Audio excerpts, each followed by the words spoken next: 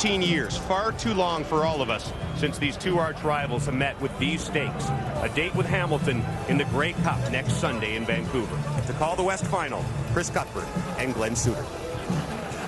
Thank you, James. More than provincial bragging rights today. A berth in the National Classic at stake. In the Western Final, the 12-6 Edmonton Eskimos against the 15-3 Calgary Stampeders. Starting quarterback for the Edmonton Eskimos, Mike Riley, was 12-3 on the season, led all quarterbacks rushing the football this year. The question is, will he be able to do it this afternoon on that bad foot? Across the other sideline for the Calgary Stampeders, John Cordish, for the third year in a row, led the league in rushing.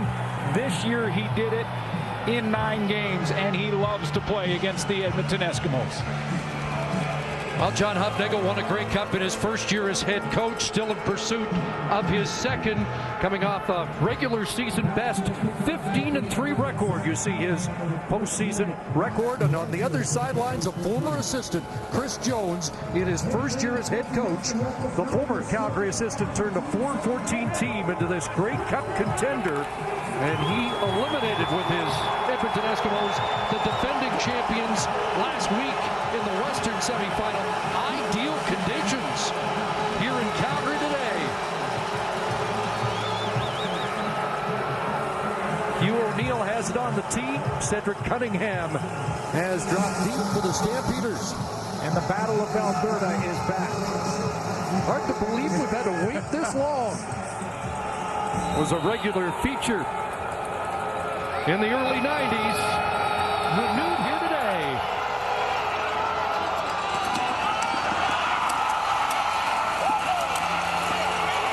And Randy Curran leads the charge downfield to bring Cunningham down at around the 30-yard line. Bo Levi Mitchell makes his first playoff start. Chris Jones called him a young Ricky Ray. He's had reps in the postseason, but this will be his first start. 15-2 in his young career for Bo Levi Mitchell. And this Calgary football team has found different ways to win games. 15 wins total on the season. Bo Levi Mitchell, 15-2 career.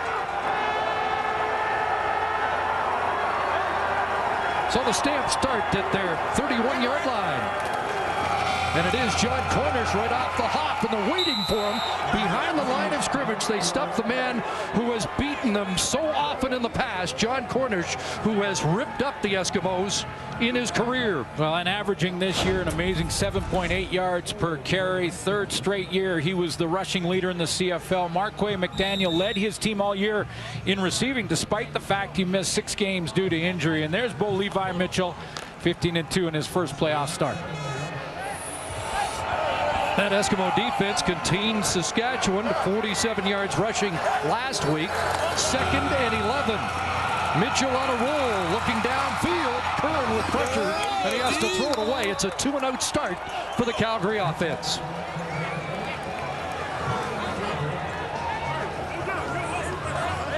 John Hufnagel had decisions to make in the receiving core. We'll see across the board. Eric Rogers, a newcomer. Nick Lewis, the veteran. He had a good problem coming into this Western Final when he had to decide between Mo Price, Marquay McDaniel, Joe West in his receiving core. Just a communication issue on that last play for Mitchell. Rob Baber to kick it, and Kendall Lawrence, who lit up the Western semifinal with a big punt return touchdown. Reversing field, and he'll step out at the 31-yard line, and a flag flies on the play. Maber with a 52-yard punt. Kim Murphy in charge tonight.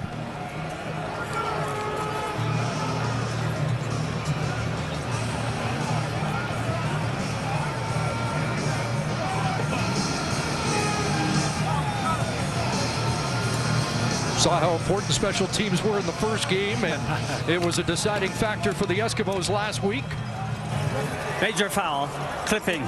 Edmonton, number 27, 15 yards, first down. Mike Duboisson, reserve safety, has a meeting with the coach after that 15-yard penalty. Yeah, Chris Jones told us yesterday that whenever you get a 15-yard penalty, it 72% of the time turns into points for the opposition. Now, he's going to try and eliminate these as quickly as possible.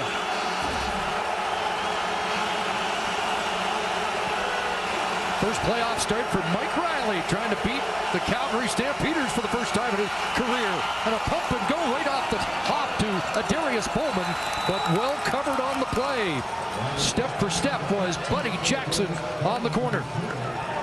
12-3 this year for Mike Riley. 50% of his game is his ability to run the football. We'll see if he can do that this afternoon on that bad foot. Played about a half in the semifinal against the Saskatchewan Roughriders. Looked like he was protecting it a little bit in that game.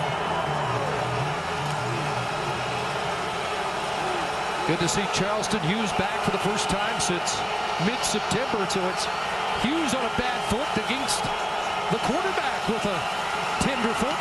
And out of the backfield, John White is buried. Big hit and back-to-back defensive plays for Buddy Jackson in his first Western final. Closes quickly, and both offenses 2 and out to start this West final. The defense is obviously pretty revved up. So Cedric Cunningham will handle the kick return duties for the Stampeders today in the absence of the injured Jock Sanders. Hugh O'Neill the punt. Cunningham near midfield. Beat the first wave and tackled by Calvin McCarty. Just a 38-yard punt. And Bo Levi Mitchell with terrific field position as he gets set for his second series in his first ever playoff start.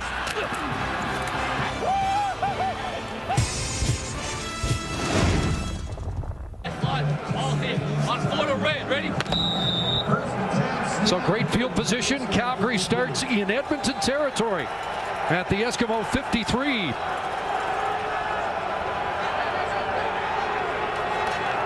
And they'll hand it off to Cornish. Surge down to the 47 for John Cornish. 2 starts, 272 yards rushing against the Eskimo D this season for Cornish. Defense that's been led by a rookie for most of the year. Dexter McCoyle, top rookie out of the Western Division. Amando Sewell, a defensive tackle, has 9 sacks on the season, which is outstanding for an interior defensive lineman. But they're going to ask him to run stop, and it's been a record-tying year for Odell Willis, 13 sacks on the season. Our starters to watch brought to you by Napa Auto Parts, where custom advice comes standard. Second down, Bo Levi Mitchell, open man, Marquay McDaniel, touchdown. 46-yard touchdown strike.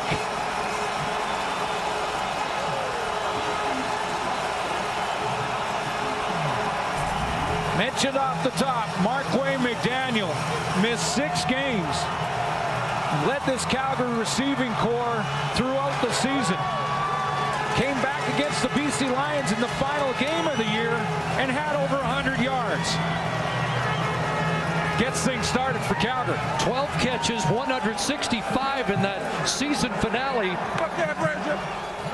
against the BC Lions. The former Hamilton Ticat has the Stamps on the board first in the Western Final, trying to make a date with the Ticats in the 102nd Grey Cup game.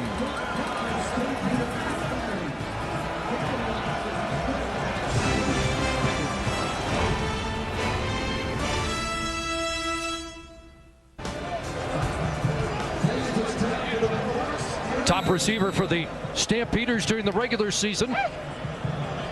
Shout out to everybody back home in Virginia, man. Mom, Dad, Pops, Damon, everybody watching, man. And surprisingly, Stamps without a top 10 receiver. McDaniel out for some time with a broken hand. Here's Kendall Lawrence trying to get outside. Can he turn the corner? Tripped up at the 40-yard line. Good pursuit by Keon Raymond. Let's take a look at the matchup for Marquay McDaniel on Alonzo Lawrence. He's going to be the 3 receiver inside here, and he's going to run a little out and then up down the sideline here.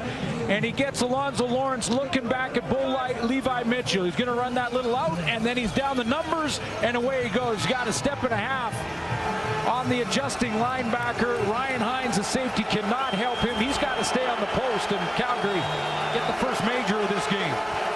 See how the Eskimos respond. Mike Riley 0-5 in his career against Calgary.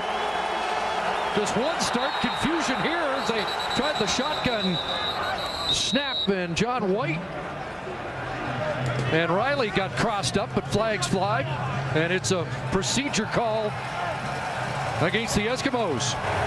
Procedure, Edmonton, number 60. 5-yard penalty, remains first down. Call against the center, Justin Sorensen.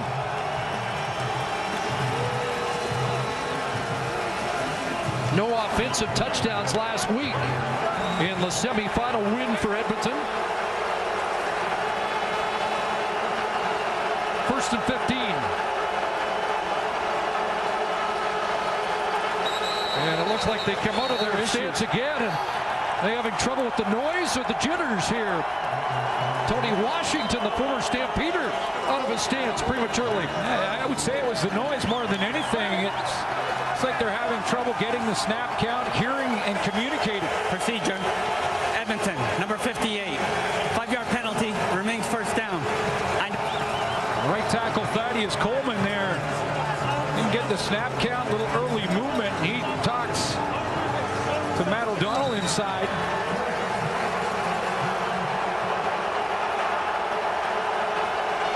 Well, you can hear it's the Battle of Alberta. McMahon louder than even Labor Day. John White up the middle, tries to get some yardage back, and he is wrapped up by Duron Mayo after 6. Take a look at the starters to watch for the Edmonton Eskimos on offense, and Mike Riley led all quarterbacks rushing the football by a mile with 616 yards. Got a lot of help in that run game from John White in the Western semifinal against Saskatchewan. Over 100 yards for him, and the leading receiver all season long, Darius Bowman. 21 catches for Bowman in the 3 starts against Edmonton. The hitch is thrown, and Kendall Lawrence scrambles up near the 50-yard line. He'll be short of the first down. 10-yard pickup, but the back-to-back penalties against the Eskimo offense forced them off the field. On the early penalty, and the special teams got him in trouble with field position, which turned into points, as Chris Jones mentioned to us yesterday. You take bad penalties, the opposition comes up with points over 70% of the time. That's what Calgary did. That's why they're up 7-0.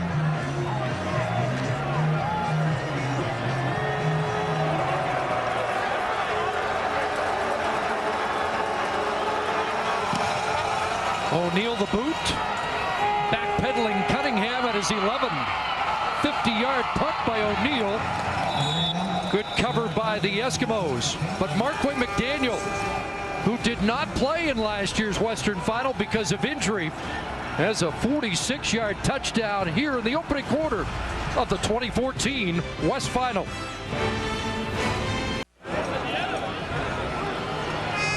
Only took half a season, 9 games for John Cornish to win his 3rd consecutive rushing title.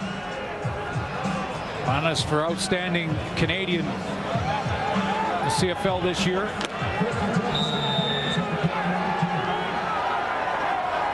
Has run for 100 yards or more in 3 postseason games.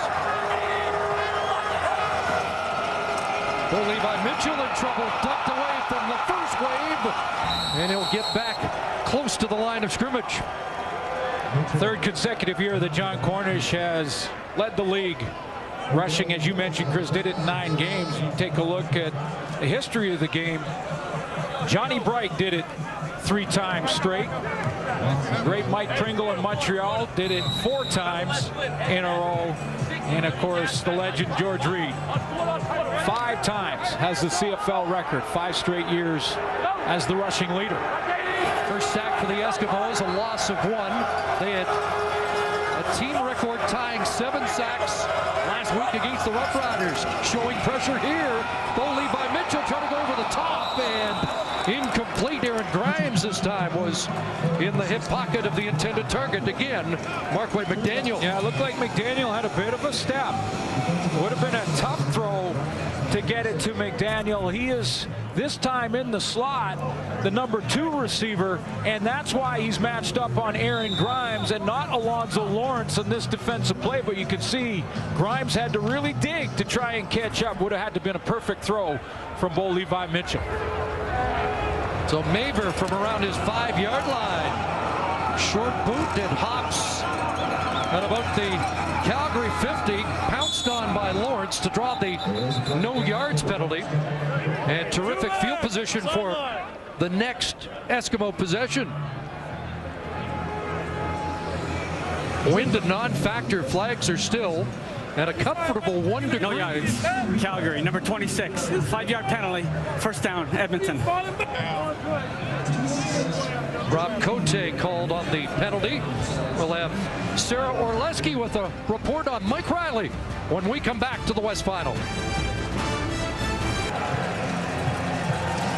All eyes on the mobility of Mike Riley with an update on his situation. Let's join Sarah Orleski. Well, Chris, it's been a hot topic for the last couple of weeks. Mike Riley told us night and day difference between what he was able to do going into the West semifinal and what he was able to do this week. Going into the semifinal, he was only able to do walkthrough with the team, and when they would start to practice, he would go in for treatment. This week, he did everything that he would have typically done with the first team before he got injured, and he told us he's leaving everything out there today.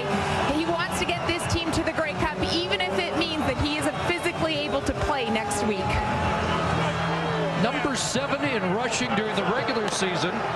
How much will he take off today? Eskimos start at the Calgary 46.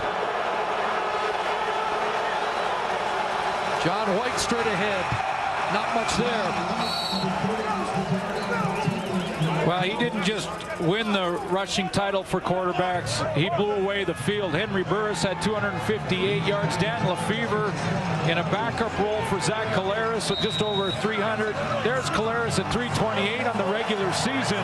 And then Mike Riley, a category of his own at 618. And he missed 3 games. But can he do it this afternoon is the question. Second and long. Stands in, and the ball is tipped and falls incomplete. Deflected at the line of scrimmage. Corey Mace, Port Moody, BC native, and it's the 3rd consecutive 2-and-out charged against the Edmonton offense. And Corey Mace right in the middle of the defense. He just holding on the line of scrimmage, times a jump and knocks that one down. A lot of injuries on that defensive front, and Mace missed 6 games this year. O'Neill looking for the corner, and are they going to rule it in for the single point? So he missed by that much from a perfect coffin corner kick. Instead, it's a 46-yard rouge for the Eskimos. Let's join Farhan Lalji. Chris, Nick Lewis had a chance to address the team pregame after John Hufnagel, and the theme of Lewis's message was, we all come from different backgrounds, we all have different circumstances to get to this point, and we all wear different names on the back of our jersey, but today we got to play for the name on the front. And Lewis really believes that's been the theme of his season. It's been really frustrating for him coming back off his injury from the previous year. He had a meeting earlier in the season with Dave Dickinson about his role in the offense. He's tried to stay humble, but he still believes that with potentially 2 games left here, he's going to have a chance to have a G. Roy Simon type finish to the season. He knows he won't be the focus of Edmonton's game plan, so he knows there'll be an opportunity to make a play here. 11-year vet who finally got healthy late in the year. Anthony Parker drilled by Dion Lacey behind the line of scrimmage. We had a good conversation yesterday with Chris Jones, head coach of the Eskimos, and he told us and went out of his way to tell us that Dion Lacey is going to play a lot more defensive reps in this game than even that he did last week. He felt like he split him about 50-50 at rush in with Willie Jefferson. So he loves his speed. #1 tackler on special teams. We're going to see him on defense. A 4.40 coming off the edge for Dion Lacey. Dropping Parker for a loss of 5. 2nd and 15. Mitchell over the middle and the crossing route. Eric Rogers has the catch, and a little bit of a surprise, Suits, that Rogers, who had just 2 games in the regular season, gets the call ahead of Maurice Price here today. Well, yeah, and that's what I talked about. The 46-man roster, Maurice Price was on that. He was a scratch before the game. They wanted to go with Eric Rogers, who's got great size at 6'3", but also Nick Lewis, who wasn't a guarantee to make it into the lineup here this afternoon. I think Nick's on for his physicality and blocking in the running game for John Cornish more than anything. Maver a good kick, and Kendall Lawrence back inside his 20. Tries a reverse field, nothing doing. Frank Buffrey led the charge downfield after a 49-yard Maver punt. Edmonton Eskimos have leaned on John White. They've got a running game of their own of late. Different style running back than John Cornish. 3 inches shorter, 25 pounds lighter. His strengths, his vision and speed to the edge. He can bounce a play in a heartbeat. Mentioned over 100 yards in the semifinal. John White has a big game. Edmonton Eskimos win. And he'll bounce a rushing defensive end as well. Out is caught, and Paris Jackson was the target. Ruling a catch up at the 24-yard line. You're right about John White. He'll look for contact. He's smaller than Cornish, but doesn't shy away from it. In fact, he loves to deliver when it comes to pass protection. Him in combination with Mike Riley running has been tough to defend. The question is, we still haven't seen Mike Riley run in this game this afternoon. 7 for Paris Jackson, the former Lion, and wouldn't he love to get back to BC in a Grey Cup game wearing green and gold. John White straight ahead, and he has a couple. This is going to be close. Chris Jones down around the yardsticks to take a better look. Backup quarterback Matt Nichols also right down at the stick to try and help out his coach. 3rd down, no hesitation. 3rd and a little bit less than a yard. And Riley gets a good surge. Justin Sorensen, 5th-year man. Here, giving them the 1st down. He ran a few times in the semifinal, Mike Riley, but it was those type of plays only. Short yardage, quarterback sneaks. You heard Sarah talk about leaving it on the field. And forget about the quarterback position. It comes to mental and physical toughness. I'm sure there's any tougher than number 13 for the green and gold. Fresh set of downs up at the 28. Here's White. Good run by White and a hurdle for a 1st down up across the 40. Little jump in his step, and we've seen that before. 16-yard pickup for John White. Yeah, 2 great running backs on the marquee in this one this afternoon. There's that outside speed that John White shows you. He can get the edge so quickly, he outruns the angles of linebackers. So the matchups between the linebacking cores for both these teams and the 2-star running backs is going to be fun to watch. John Cornish waiting for his turn on the sideline. John White out there going to work. White only 1 start against Calgary, 11 carries, 41 yards. 1st down.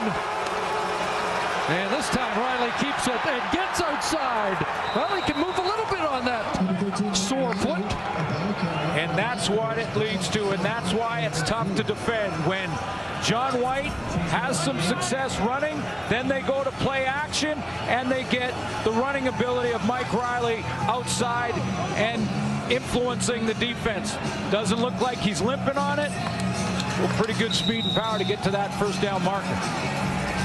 Overran the angle of Derod Mayo to get to the 1st down stick. Gain of 10, and the Eskimos have moved near midfield. 1st down at the Edmonton 54. 4 receivers to the wide side. And they'll swing it that way. Kendall Lawrence has got it with blocking into Calgary territory.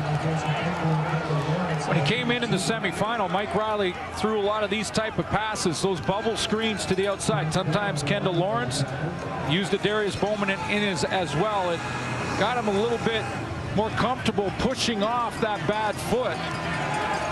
Didn't throw the ball deep. We'll watch to see if the foot affects him on the deep throws. 9 yards and a sneak here for another Eskimo first down. Riley taking a shot. At the bottom of the pile is Duron Mayo. Tried to work him over a little bit. And there's the Battle of Alberta. Little John at each other. Take you back to the old Alondra Johnson days. Well, Duron Mayo will factor in a big way for Calgary defensively. He and Juwan Simpson have got to try and contain John White, and the combination of White and Riley running the ball. Eskimos with only 230 yards offense last week against the Rough Riders, moving the football here late in the opening quarter. Take the sweep to Bowman, the counter the other way, snuffed out Junior Turner, Sean Lemon, who led that Calgary defense this year, their top defensive player, with 13 sacks. Misdirection plays like this are designed to try and fool a defensive end and have him chase. Well, Lemon doesn't chase. Lemon doesn't chase. He just steps up, shuts the door on this play, slow developing, and he is right there to shut it down. So loss of 3, 2nd and 13 as Riley Park signals the 9th play of the drive for the Eskimos. Think the draw on the pass is incomplete. Intended for Lawrence. Juwan Simpson, the middle linebacker, on the scene for Calgary. Yes, sir. He tracked that play down in a hurry. That's the little film study. That's having the bye, first place, best record in the Canadian Football League, giving you that opportunity to do a lot of film study, and he just tracks Kendall Lawrence out of the backfield. It's his man is right there. Even if he catches that, he turns around and gets tackled.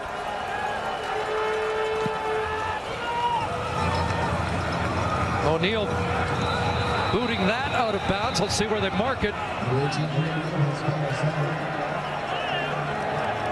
And will it make the 20-yard line? It's getting close, just inside the 20 to avoid the penalty at the 19. Just a 29-yard punt on the final play of the opening quarter.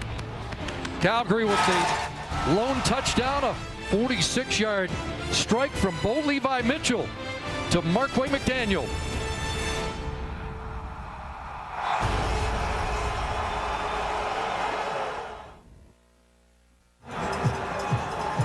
Check the first quarter numbers, which are advantage Edmonton, but one big Calgary play. Well, you know the Edmonton Eskimos have a game plan. At least it's working early on to stop the run. And John Cornish, he has 6 yards.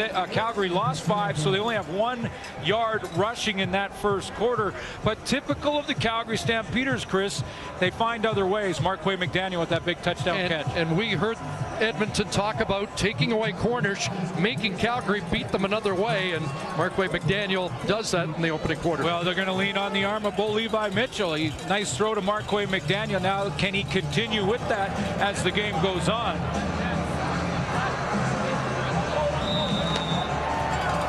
Well, we also saw that Mike Riley has some mobility. Right and right, 65 eligible, 40 front. On that last Edmonton drive, but now it's Calgary football.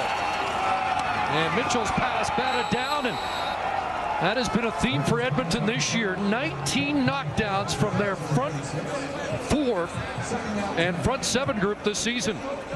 What a great start to his career for Bo Levi Mitchell. 15-2, which ties the great Jackie Parker, the Edmonton Eskimos, for the best start for a quarterback in CFL history.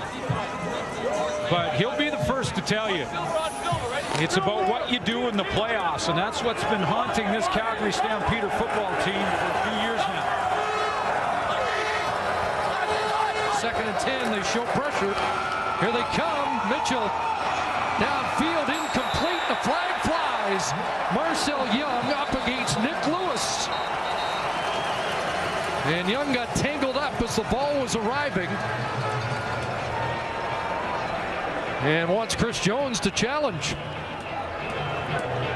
Real good move at the line of scrimmage by Nick Lewis to get open initially.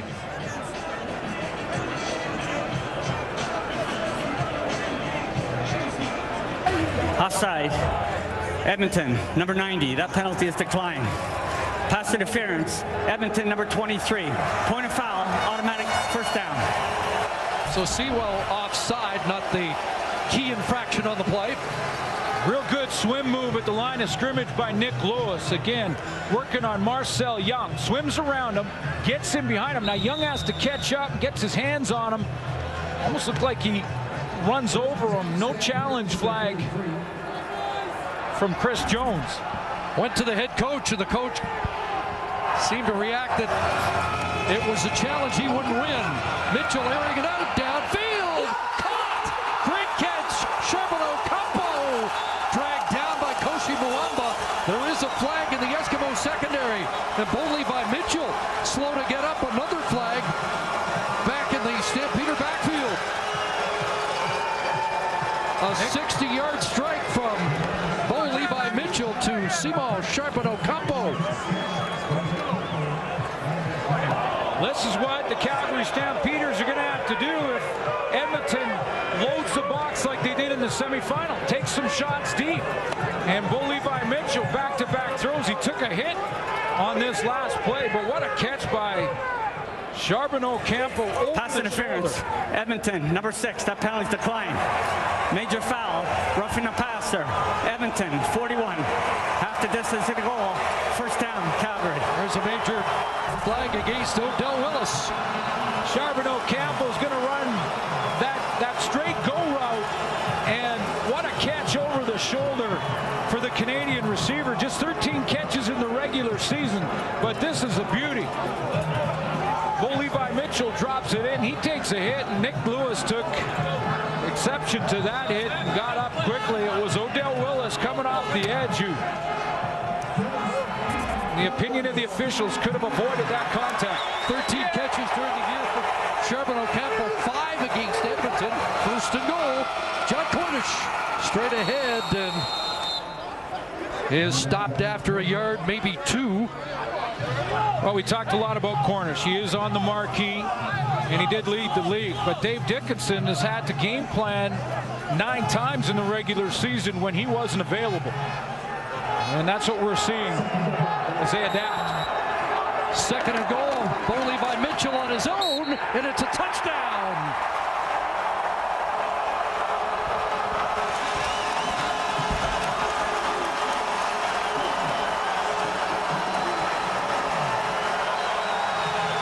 Well, the young quarterback fired up in his first Canadian Football League playoff start. Little second effort, gets that extra push on Aaron Grimes.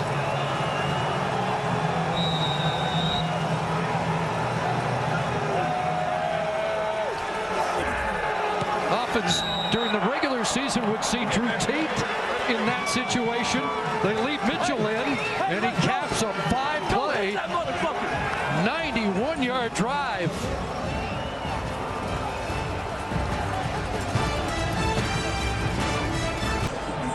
That touchdown set up by the big play by Charbonneau Campo, and Bo Levi Mitchell gets a pre-snap read because he can see man-to-man across the board, including press coverage on the edges, on the corners for the Edmonton Eskimos. When he sees the one-on-one matchup, pretty good coverage here, but Bo Levi Mitchell put it up there and let his receiver go after it, and boy, does Charbonneau Campo come up with a beauty catch over the shoulder. Kendall Lawrence on the return for Edmonton, dancing up to the 35-yard line. Chris Jones told us yesterday a 15-yard play against us is an explosive play. Well, Bo Levi Mitchell's produced a 46 and 60-yard play here in the first half to blow up that defense. Well, he's a defensive genius, Chris Jones, so we'll see how he adjusts as this game goes on. Does he go to some more zones in the back end and try and avoid some of the one-on-one matchup?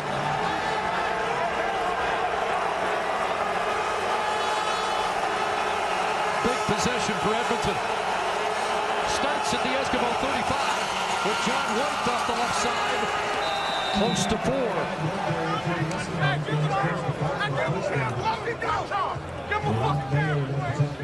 Well, by no means should Edmonton start to change their offensive game plan. Continue with involving John White, success on first down. Try and put Mike Riley in manageable situations. Stephen McAdoo knows how to use both those guys effectively. Working in tandem, and we haven't talked about Darius Bowman but for the first pass from Mike Riley of this game. Fred Stamps without a catch last week. Riley hit as he delivered, and it's intercepted. Picked off by Fred Bennett. And Bennett is dropped at the 30-yard line. Did 4 sacks during the regular season, including 1 against the Eskimos. Jawan Simpson gets in the ear of the Edmonton quarterback. That's a good catch by Fred Bennett. He had to climb the ladder to get this. Didn't look like he was going to get there. Playing on that corner. When you combine him playing alongside Jamar Wall, 10 interceptions on the season. That's a beauty, up over the top, an overthrown ball because Mike Riley was getting hit as he released it. First time we ever saw Fred Bennett preseason game between these two teams. He had 2 interceptions and another call back. Western All-Star 2014. Jarius Jackson, the quarterback coach, is going to work with Mike Riley and next time they get out there. Eskimo defense now needs a big play. Bolton Levi Mitchell trying to make a big play, and he does! Oh no, just dropped. It looked like McDaniel had it in the end zone. Boy, it was close, but Aaron Grimes stuck with it. He was in the hip pocket of Marquay McDaniel on this corner route, and he just stuck with it because McDaniel had one hand on this ball. Looked like he was going to make the spectacular one-handed catch. Tons of pressure from the Edmonton Eskimos. They're sticking with this aggressive defensive style and sticking with the man-to-man coverage on these receivers. Marquay McDaniel, almost a spectacular one for a second. 2nd and 10. Handed off to Cornish.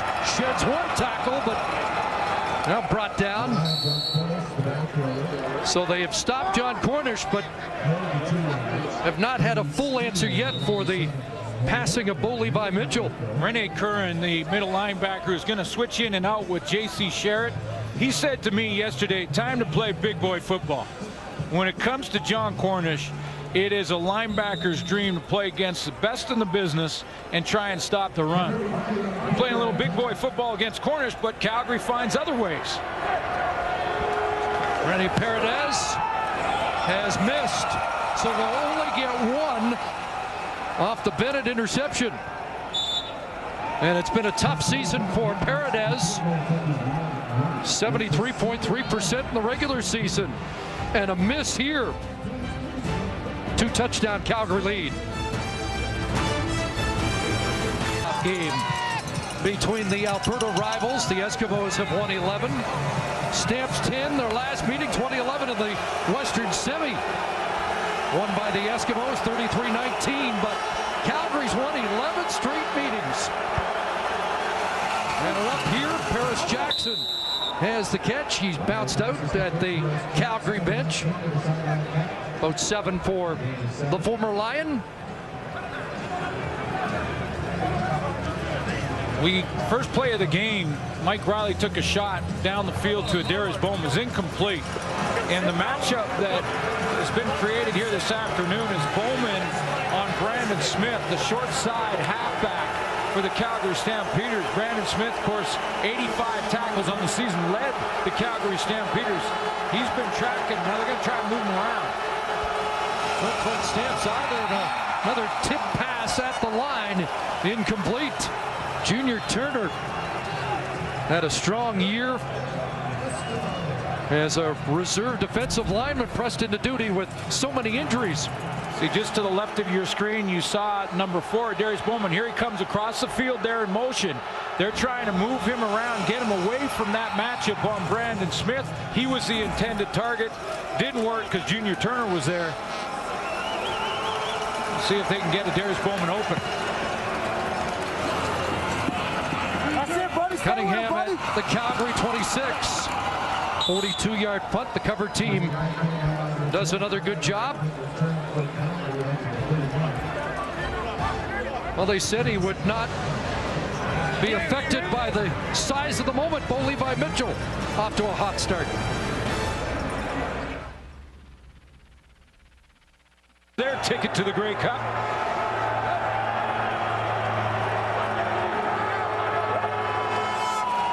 Eskimos show pressure. Pass is incomplete. Intended for Joe West. Well, he has done everything you could hope for early in his regular season career, but he knows he'll be judged on his record in the playoffs. Ultimately, all in all, you're going to be judged in how you play in the playoffs. You can have whatever regular season record you want, but it matters what you do in the playoffs, and that's how you're remembered. So, I do take that to heart. I know that it is my first time to get in there and be that guy, and I'm going to take advantage of it. Here's John Cornish getting away, breaking tackles, and into the open field. Anybody going to catch him? What a run by John Cornish, touchdown.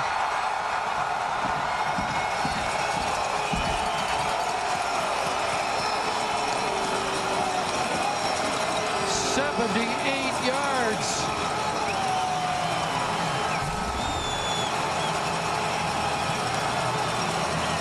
It'll go in the books, Chris, as a touchdown throw from Bo Levi Mitchell on the shovel pass. But John Cornish does all the heavy lifting on this one.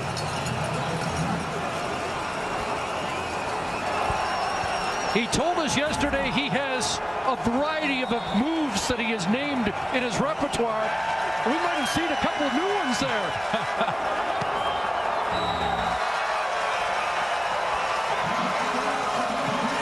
Well, they stopped him on the ground, but as you mentioned, that is a touchdown catch for John Cornish. One block needed by Spencer Wilson to spring this. And once John Cornish got that block, got the ball in his hands, Cornish starts out in the backfield here. And watch when he gets this one block he needs. It's going to be on Odell Willis on the seal right there. Now he's got that one block. He's got a one-on-one with Dion Lacey. The linebacker stepping up, rush in. He makes him miss, protects the football at the same time, bounces off a couple of tacklers, and away he goes. One of those, the Rookie of the Year candidate Dexter McCoyle, and Bo Levi Mitchell, 4 completions for 196 yards. And again, that little shovel considered a pass, and then John Cornish did the rest.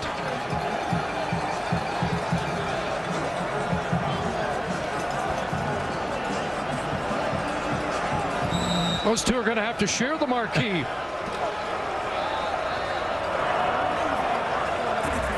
That was surprising. Surprising is one way to describe it. Everything going Calgary's way right now. They contain Kendall Lawrence. I was surprised. I wasn't surprised at anybody else. I was like, only person I saw was our own players. I'll take that though. I'll tell you what, when as good as John Cornish is, that's what you see. You see your own blocking, you see openings, and you go. You don't see defenders. What was it Gretzky who said, I don't see the goalie, I just see the open areas of the net. Hole even deeper now. John White looking for a hole and can't find one against Jawan Simpson. And that Calgary defense. Longest catch of the year for John Cornish was 28 yards until that 78-yard romp. Mike Riley's got to get some first downs, give his defense a bit of a rest, let them regroup on the sideline, and try and get in a little bit of a rhythm of his own, stop this momentum. It's a big down. 2nd and 7. Rush on, catch made. Bowman, good second effort to get the first down up at the 40. Deron Mayo's going to try and send some extra pressure from the linebacking core, but as we mentioned off the top, John White does not back down from pass protection. He loves to step up. He makes that block right here. That gives Riley a chance to get it out of his hands, and Darius Bowman does the rest.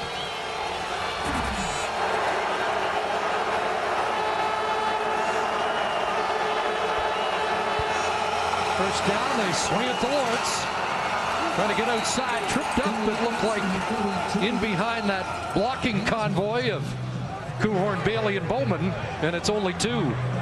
Calgary Stampeders swept the Edmonton Eskimos 3 straight games this year, and Chris Jones still trying to find how to put the puzzle together. How do they beat the Calgary Stampeders? They've got some work to do now. Team that doesn't give up very many big plays has given up a bunch in this first half. 2nd and 8. Riley time throws incomplete. Unable to hook up with the medicine hat native Nate Kuhorn, former University of Calgary Dino. Well, 1 first down, not really enough for Mike Riley in that offense, and he knows it.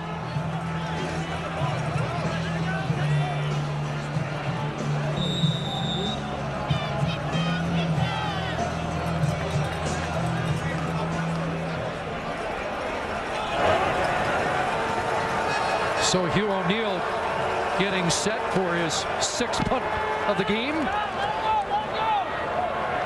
Cunningham from his 23. 45-yard boot by O'Neill. And Cunningham down at the 25. Let's check in with Farhan Lalji. Guys, we know that John Cornish went to the University of Kansas. That's the same school as Gale Sayers, the legendary NFL running back. But he says it wasn't until this summer when he actually had a chance to evaluate some of Sayers' moves, and he's using some of that in his game. He goes back to the game earlier this season against Toronto on a 72-yard touchdown run with a move he calls the Gale, which is basically about your peripheral. The move he calls the Gale, which is basically about using your peripheral vision when you see what's in front of you, but also see what's beside you and cut off of that. He's actually got a list of moves he's got written down on paper. There are 10 moves on it. Some of them are called the vault, others are called the chicken wing, but he's managing to react to all of those at a split second and use them in his repertoire. I think we got at least 2 or 3 on that 78-yarder. Matt Walter in now at the running back spot. The Calgary Dino, who has been pressed into service when John Cornish has been hurt a couple of times this year. Well, the Western All-Star certainly is a guy who likes to think through the game. I mean, he's philosophical. He looks into the history of the game. He studied Gale Sayers, as Farhan mentioned. He actually writes down those moves. Hard to imagine that he's thinking about them as he's carrying the football. You'd think he'd just be reacting, but you don't often see Walter and Cornish in the backfield together. One pump from Mitchell, and now underneath, and that play well read. Otha Foster with a quick stop on Joe West. And it's a 2-and-out for Calgary. I said the Edmonton last drive with 1 first down wasn't enough. Edmonton fans, I'm sure, will agree with that, but it did give the defense a little bit of a rest, a chance to regroup, and they get the 2-and-out. And Chris Jones' crew needs points on this next possession with under 5 to go in the opening half. 5 2-and-outs, but 4 big plays for the Calgary offense. Lawrence lets it hit the ground. And he'll be gang tackled just beyond the 30. Let's go back to the sidelines here again. Sarah Orleski. Well, Chris Jones likes to pick the brains of people that have been very successful, whether it be in football or outside of the game, to find out how they've become a winning person in whatever field they're in. Well, he told me that he went down actually and spoke with Bill Parcells this summer in Jupiter, Florida, spent about 3 or 4 hours with the legendary coach, asked him a bunch of questions, says that he even spoke to him last week to get advice as to what to do in cold weather games. And although he hasn't implemented all of Bill's suggestions or ideas, he says that there have been a number of things that he's used this year that came from the advice of Bill Parcells. Sean Lemon with the knockdown. Well, Chris Jones goes to the right source as a high school basketball coach. He went to Rick Pitino to get advice. Well, that's just smart. I mean, that's just trying to figure out different ways to get that winning edge. And right now, they got to figure a way to cut down these defensive ends. And the way you do that is when they try and jump like that, hit him right in the chest. Sean Lemon, who is cut by the Eskimos, having a big day. Riley out of the pocket, throwing, and he's got Bowman in front of the Eskimo bench for a first down. And at the end of that play, saw just a little bit of a limp. Now, we saw Riley run a couple of times, but I think he's hesitating to run. When he does it, and he did it throughout the regular season, and had his over 600 yards rushing, such an important part of his game, there was no hesitation in it. This time he's got three-man pressure, so this is when he could run and break it down. Finally gets out there, then a little bit of a limp after as he tries to regroup. Needed that first down and goes back to Bowman on a drop pass for the top receiver in the league this year. He'll point to himself, and the my bad as he goes back to the huddle. He tried to run before he caught that one. Last touchdown for Bowman mid-September against Calgary. Early September, excuse me, the Labor Day rematch. Both big games in those back-to-backs for Bowman, and Riley wasn't the starting quarterback in either of them. Three-man front for Calgary, 2nd and 10 for Edmonton. Pressure on, Junior Turner. But Riley escapes, trying to outrun it, he can't do it. Drop the ball, and he'll scoop it back up. But it is a sack, and Jawan Simpson was the man who tripped up Riley, who now is hobbling a little bit more. Yeah, and I'm going to show you two guys, Jawan Simpson and Lynn J. Shell. I think Riley thought he might get the outside to his right. There's Simpson who's going to track him down. Watch Lynn J. Shell sneak in here from the linebacking. Illegal contact on a receiver. Calgary, number 12. 10-yard penalty. First down, Edmonton. See how Shell got contained. I think Riley thought he had an escape route off to his right. And then he sees that he doesn't have it, gets flushed the opposite direction. Jawan Simpson tracks him down. They called Simpson's number on a illegal contact on the receiver. No. Not sure they had the right number, but it is a penalty that keeps Riley on the field. But I didn't see that second gear, that speed that we've seen from Mike Riley running. You know, he was guarded about the injury yesterday, but did reveal that there's more than one issue on the foot as well. Time here, the out, and nearly picked. Buddy Jackson prowling on the corner. As they get the 3-minute warning here at McMahon, where everything's gone right for the Stamps in the first half. Hi there, Rod Smith and the panel standing by for the half. These guys will have their thoughts on what's taken place so far in this Western final. Also, James Duthie and Paul Appleese with the coach's playbook. And we'll look at the highlights of Hamilton's big win over Montreal to get to Vancouver in Grey Cup 102. That's coming up in a few minutes. Chris, Glenn? Thank you, Rod. And again, congratulations to the Ticats. 2nd and 10 here. Riley, Bowman, catch, first down. Colored at the 36-yard line. Big hit from the safety, Josh Bell. By the way, the penalty we've had confirmed from the field was not against Jawan Simpson, but Keon Raymond. But there is Riley, voted by his peers the toughest player in the league, trying to tough it out here in the first half. Takes a hit from Quinn Smith, who gets a free rush lane, and that's a hard one right in the chin. Rookie from Concordia. Riley time, gonna take a shot. Bowman went up, couldn't bring it down. Coverage there again by Buddy Jackson, whose number we've called a number of times here in the first half. Calgary secondary playing pretty well, but the Edmonton offense is now trying to get the football more to their #1 receiver, Darius Bowman, and that may be the first play that I've seen Fred Stamps on the field beside him, working in tandem. He's been on the sideline. This may be a way to loosen up the Calgary secondary a little bit. He goes off along with Calvin McCarty. 8th play of the drive. And the Eskimos. Timeout. Edmonton will take the timeout.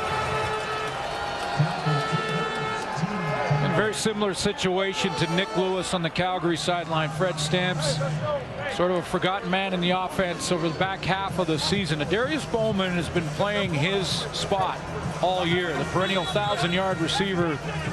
Been sort of an afterthought in the offense. He's 100% healthy. Told me yesterday he wants to continue his career. Feels like he's got a lot of football left in him. They possibly work him in tandem with the Darius Bowman in this game in the second half. Maybe they can loosen up the secondary for the Stamps. 496 career catches, just under 8,000 yards, but a quiet year for Stamps. 8 catches, though, against the Stampeders this season. 2nd and 10. Juwan Simpson blitzing. Riley has time, taking a shot. Darius Bowman can't make the catch. And they continue the matchup against Buddy Jackson, who's winning the matchup for Calgary. Made a great tackle, Buddy Jackson, out of the gate in the first series against the Edmonton offense and forced them to punt. They've tested him deep now a couple of times in this second quarter, and he's been there in great position. Composure when the ball arrives. He's got his eye first on Riley, then he locks quickly back on his receiver, and that's Darius Bowman, the leading receiver in the CFL this year. Look at him in that hip pocket, times his jump, and gets the knockdown. So the field goal unit comes on. Hugh O'Neill to attempt a 42-yarder, unless Chris Jones has something on.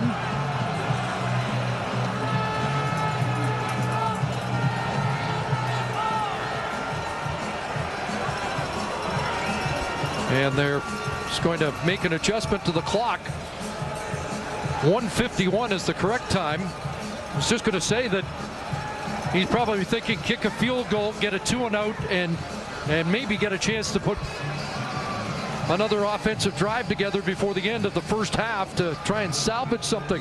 Yeah, conventional wisdom says take the points here and try and stop a little of this Calgary momentum. Although 3 touchdowns down, you might be tempted to do something. O'Neill nails it.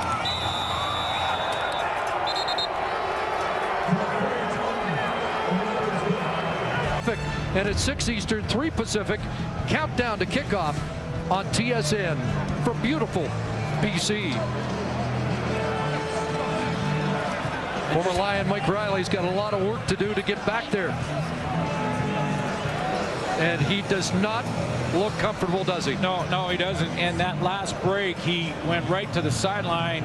He's trying to keep that foot loose and walk around, try and walk it off. But he talked to the training staff immediately. Matt Nichols, right in front of him, has not put on the helmet and started to warm up yet. We'll see if what they do in the second half as Riley gets on that stationary bike, trying to stay loose. Well, that tackle by Juwan Simpson as he tracked him down was right on those feet to the injured right foot.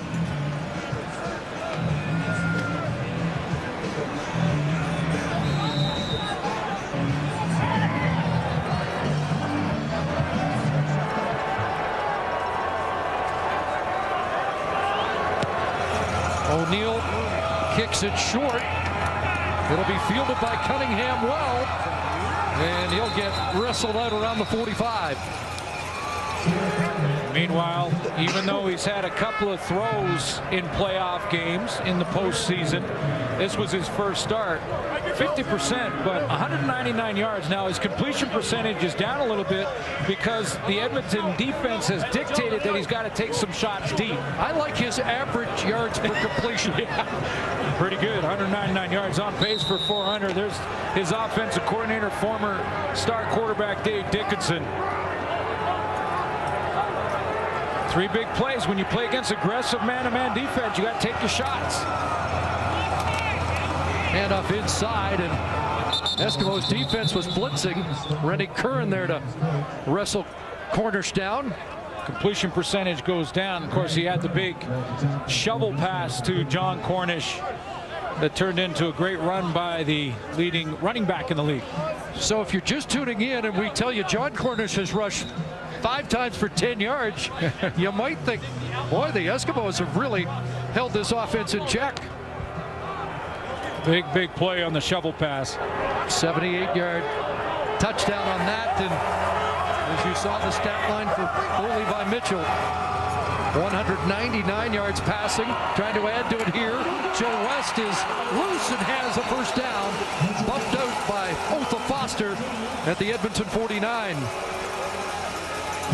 And now the young quarterback is showing a little of his composure. 4-man pressure this time from the Edmonton Eskimos up front. They've got those 4 guys, and this time they decide, well, let's play a little more zone. See if the young quarterback can be patient, throw it underneath, and move the sticks that way. And well, Levi Mitchell gets that done as well. From the strange stat department, that's the first second down conversion by Calgary in this opening half. First down, Mitchell the other way. Cornish out of the backfield. And he's going to run down inside the 20. So John Cornish, just 133 yards receiving this season, has another big pickup. And he is over 100 yards receiving today with 30 on that catch. Yeah, they're going to get him out of the backfield early, and this is just a bust by the Edmonton Eskimos. They're sending the blitz, the safety. Rabakamba goes up the middle on this one, and no one picks up John Cornish out of the backfield. He's got nothing but daylight out there. First down, Calgary, Edmonton 18. Mitchell into the end zone. Touchdown, Eric Rogers. 3rd touchdown pass of the first half for Bo Levi Mitchell. Our Hall of Fame quarterback after the Hamilton-Montreal game said that he saw a real difference in Hamilton with the jump in their step and how that bye to the final helped them. I'm seeing the same thing from the Calgary Stampeders. They just look like they've got a different level. It's a little bit faster speed on the field than this Edmonton Eskimo team in the first half. Calgary elected to go with Rogers instead of Mo Price. Played the last 2 games of the regular season, had a couple of touchdowns, and now has a playoff major score. Been a stampede here in this first half. You know, Mitchell said yesterday, the thing I like about Rogers is he's like a basketball player, that he's not as big and strong as some of the receivers, but knows how to box out. You get a little of it here, don't you? It doesn't run out of bounds like my arrow did, but he gives you a little out move here. This is on Otha Foster, and then you're right. And then he's going to just trust him at the top end of the route to make the play. He's got the protection he needs. He's got a throwing lane. That #1 offensive line in the league, only allowing 26 sacks all season long, gives Mitchell all kinds of time to throw that one, but he loves the size of Eric Rogers, and he uses it, throws it up against pretty good coverage, and expects his receiver to come down with it, and that's exactly what Rogers does. 19 has had 19 different receivers this year, and Rogers, one of the latest, as John Hufnagel has been the king of finding the next man up for Calgary this year. Well, you mentioned it. When Marquay McDaniel is the leading receiver at 11th, and no other Calgary receiver in the top 20, and yet they've got a lot of great weapons. Kendall Lawrence backtracking and running himself into the ground. Back inside the 25 with 33 seconds for Edmonton to try and salvage something from this first half, but one would expect we might see Matt Nichols in the second half. That just does not look good. It's tough for Mike Riley even to get back to the huddle. Matt Nichols, who's now got his helmet on, and it'll be the end of this first half. It'll be the second half we see him, but see if there's anything they can do. They're just going to get out of this half, the Edmonton Eskimos, and go regroup.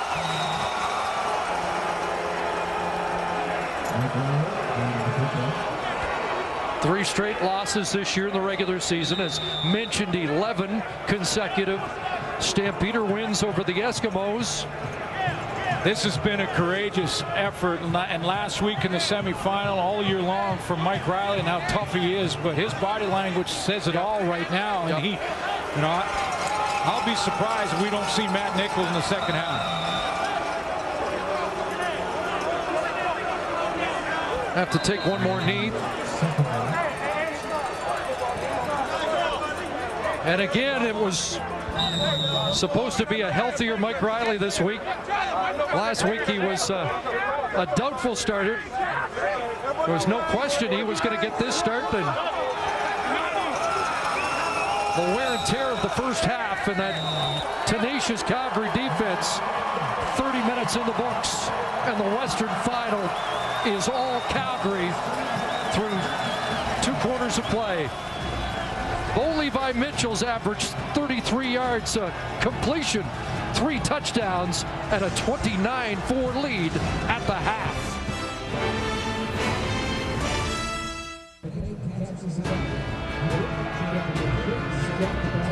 Well, this is why the Stamps were 15-3 and 3-0 against the Eskimos. Dominant first half.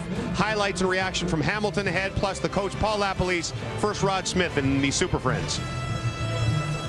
All right, James. Well, yeah, you know, they had to stop John Cornish one way in the running game, but they couldn't stop the receiver in the first half. John Cornish and other big plays as well. Back of the panel, Jock Climbing, Matt Dunnigan, and Milt Stiegel and Chris Schultz. And yes, that they changed their strategy, Matty, defensively, and they had to do it because of what Cornish can do to them, but they paid the price in other ways. Absolutely, but it's not much of a change for Chris Jones' style of defense to pressure an offense and play a lot of man-to-man, but they committed a lot of people to the box trying to take Cornish out. And you heard what John said. He said, hey, simply, Dave Dickinson, that he's put together a plan where everything is at our fingertips. And Bo Levi's going to work. He looks off the free safety, hits Marquay McDaniel in one-on-one coverage. You're getting those matchups on the outside. Charbonneau, another big play, down the sidelines in one-on-one coverage. He actually had Rodgers on the other side of the field here. It's pick and choose. I don't care if you're a veteran quarterback or inexperienced quarterback. In this situation, Chris, you have one-on-one opportunities. It is simply pitch and catch, and it's a quarterback's dream. Bo Levi, he's in his heyday right now. It's the Bo Levi Mitchell show. It's the accuracy show. I'll go back to June of this year when it was either Drew Tate or Bo Levi Mitchell, and the competition was tough. John Hufnagel made the decision, went with Mitchell, and that was the right decision. But this is what I admire. It's not like Chris Jones hasn't tried. Bang! That's about as hard as you can get hit. And he's shaking up on that play, and what happens later on? No big deal. Shakes it off, throws another accurate football, hits the receiver all the way in for a touchdown. His ability to just dismiss the aggressiveness of the defense has made the difference in this game. This is a young quarterback that's having an outstanding deep ball game, and he's going to be here for a while, Milt. Both of you guys brought up points about how well the Stampeders have played. I want to bring up a point and talk about how not well the Eskimos have played. We're talking about John Cornish. I understand he's a very special running back, and so far up to this play, the Eskimos were doing a great job, and they were doing a great job because they were tackling. But on this play, for some reason, they decided not to tackle, and it's 4 missed tackles. Don't get me wrong, John Cornish is a great running back and maybe the best player in this league, but you can't allow him to miss that many tackles and think you're going to tackle. There's no arm tackling John Cornish. You have to put your shoulder into him. Yeah, you stopped him in the run game, and that was basically a run, but you have to tackle John Cornish, because if you don't, that's exactly what's going to happen. Well, this is why the Stamps were 15-3 and 3-0 against the Eskimos. Dominant first half. Highlights and reaction from Hamilton ahead, plus the coach Paul LaPolice, first Rod Smith, and the Super Friends. All right, James. Well, yeah, you know, they had to stop John Cornish one way in the running game, but they couldn't stop the receiver in the first half. John Cornish, another big plays as well. Back of the panel, Jock Climbing, Matt Dunnigan, and Milt Stiegel, and Chris Schultz. And yes, that they changed their strategy, Matty, defensively, and they had to do it because of what Cornish can do to them, but they paid the price in other ways. Absolutely, but it's not much of a change for Chris Jones' style of defense to pressure an offense and play a lot of man-to-man, but they committed a lot of people to the box trying to take Cornish out. And you heard what John said. He said, hey, simply, Dave Dickinson, that he's put together a plan where everything is at our fingertips. And Bo Levi's going to work. He looks out the free safety, hits Marquay McDaniel in one-on-one coverage.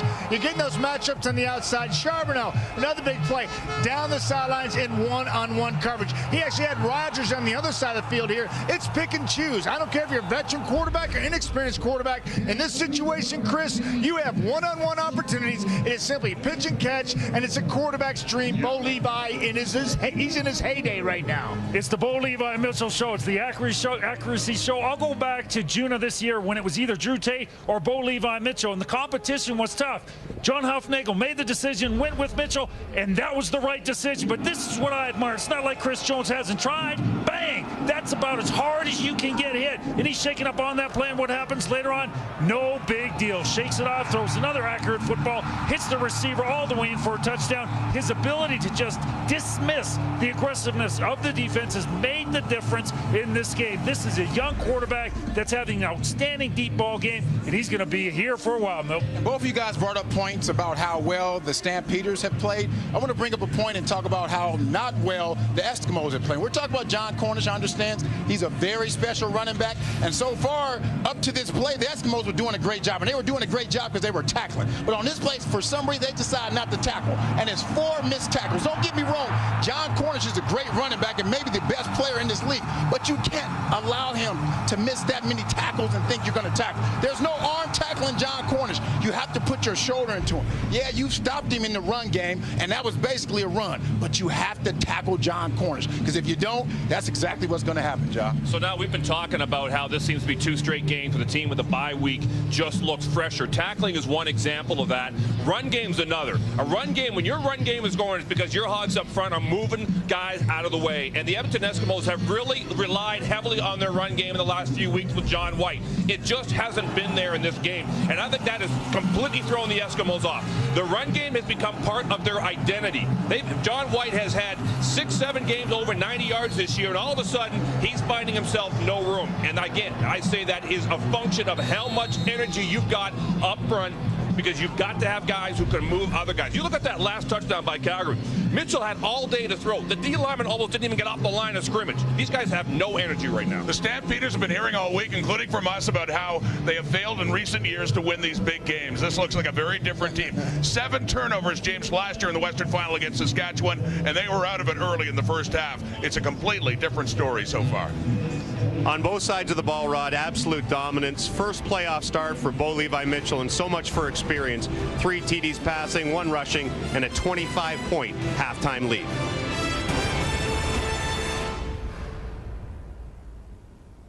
Calgary, Chris said it. If you told the Eskimos they would have held John Cornish to practically nothing rushing in the first half, they would have thought they'd be leading comfortably. Instead, a bunch of long TDs, Cornish 100-plus receiving, and just a dominant performance, 274 yards through the air. Let's hear from John Cornish with Farhan Lalji. John, you told us about all those moves, the gale, the chicken wing. What move was that on the long touchdown reception? You know, I think there was one move at the start, but then I saw Eric Rodgers downfield. I just ran towards him, and he managed to get in the way of these other guys. So I guess it was a gale. I mean, I was just running for my life. I thought I was going to get tackled at some point. I was surprised when I got the end zone. You had 133 yards receiving all season. You're over 100 in that half. How have you been able to get open in the passing game? Well, that's exactly what I said yesterday. I mean, if Chris Jones really wants to completely stop the run, we have adaptations for that. So we've been, Bo's been using check down, and he flicked one to me for the touchdown, and that's those are the adaptations that we have for that kind of stuff. So like I said, Dave set up a game plan that is ready for all contingencies. Thanks, John. Thanks, guys. He looks genuinely shocked that he was able to break that long touchdown. Here's Paul Lapalisse in the GMC coach's playbook. Dominant offensively and a defense that really seemed to rattle Mike Riley. A lot of knockdowns, some good tight coverage on the corners. How are they able to dominate? Yeah, you know, Mike Riley 10 for 21, so just over 70 yards passing. Not a great day for him, and his day may be done. This Calgary defense all year long, they may give up some yardage, but they're one of the best in not giving up points. They're second best in the CFL, giving the fewest yardage. But watch what they do. They're all over the receivers. I love how they break on the football to make plays downfield. They're knocking balls down. The Edmonton Eskimos just plainly can't get in any rhythm. And when you can't get in rhythm in two-down football, it's very difficult to move the field. So they have to be in a situation where they can obviously string some first downs together. All right, break down that one play you wanted to. Yeah, let's talk about this. You know, the big key to kind of blow this game open the first quarter was we have a situation where they bring 3 rushers off the edge from the 3 down linemen. Calgary's playing a 3-4 defense, so there's the 2 inside linebackers. Lynn J. Shell, watch what he does off the edge. So he comes, John White's in a single with him. John White gets overextended. Shell gets in there, is able to make a play on Riley as he's releasing the ball. Now, you're in zone coverage, so you got DBs watching the ball, so all of a sudden Bennett gets to be able to make a great play to put them in scoring range. They give up a touchdown right after that, James. So the defense, I know there's been some big plays offensively, but Rich Sluber has done a great job with his defense in this first half. And we always talk about halftime adjustments. I don't know how you adjust to that kind of destruction in the first half from Calgary. John Cornish with a massive receiving half, best of his career, and the Stamps in control.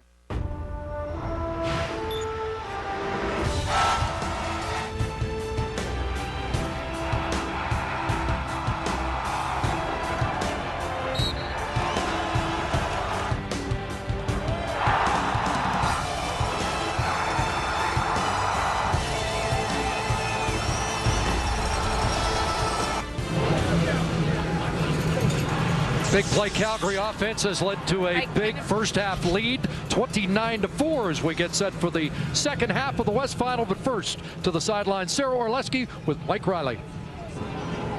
Mike, 10 of 21 for 74 yards in that first half. How would you describe your comfort level back there? Oh, yeah, I don't care about the stats. I just think that, you know, we got out-physicaled out there, and we made too many mistakes, you know, at every single position. So, you know, they're playing a lot better football than us right now, but luckily, football game is 2 halves, not just 1. What's the first step this offense needs to do to get something going? We just got to sustain a drive. You know, we got to execute on first down instead of second and long, and string together some first downs and put some points on the board. You know, we got to help our defense out. You talked about your foot leading up to this week, but has it affected your mobility out there? I think I got caught from behind on one that I more than likely wouldn't have before, but I mean, that's not an excuse. You got to play football if you're on the field, and I've been getting it done right now, so I got to play better. Thank you, Mike. Thank you. So underway with the second half kickoff. The Eskimos get the football. Kendall Lawrence on the return, and Keenan McDougall grabs him and brings him down at the 27-yard line. Take a look at what happened to Mike Riley in the opening 30 minutes. Well, no question the injury has slowed him. I mean, he talked about getting caught from behind. That was his very first run, looked pretty good, but as the game has gone on and he's taken some hits, it's starting to affect him more, and he's taken some big ones. And this is the play he got caught from behind by Juwan Simpson, had just 3 carries for 14 yards, very un-Riley-like. Handed off to John White. Up across the 30 to the 33. In the Labor Day rematch, they trailed by 21. They rallied to within 7 and had the football lead in that game with a chance to tie. So they need that kind of second half today. Chris, this is the type of play that on this zone read or riding the side, like I like to call it, if Riley's not pressing the edge and making the Calgary defense respect that, then John White's got some tough running in the middle.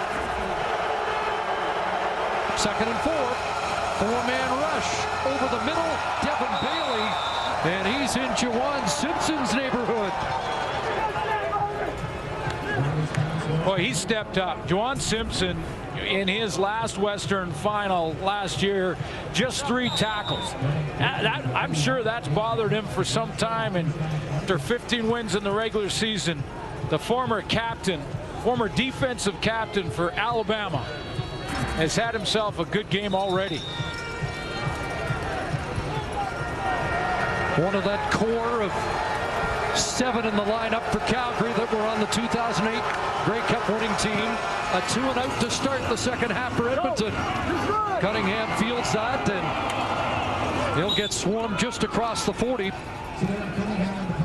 So Calgary good field position to start the second half. Hey, Nick, I saw your block on that shit. If there was any doubt about how good number 19 is, he certainly made a statement in that first half. He has the chance to be really the face of the league if in the next few years, the way he has developed this year. There are some great young quarterbacks.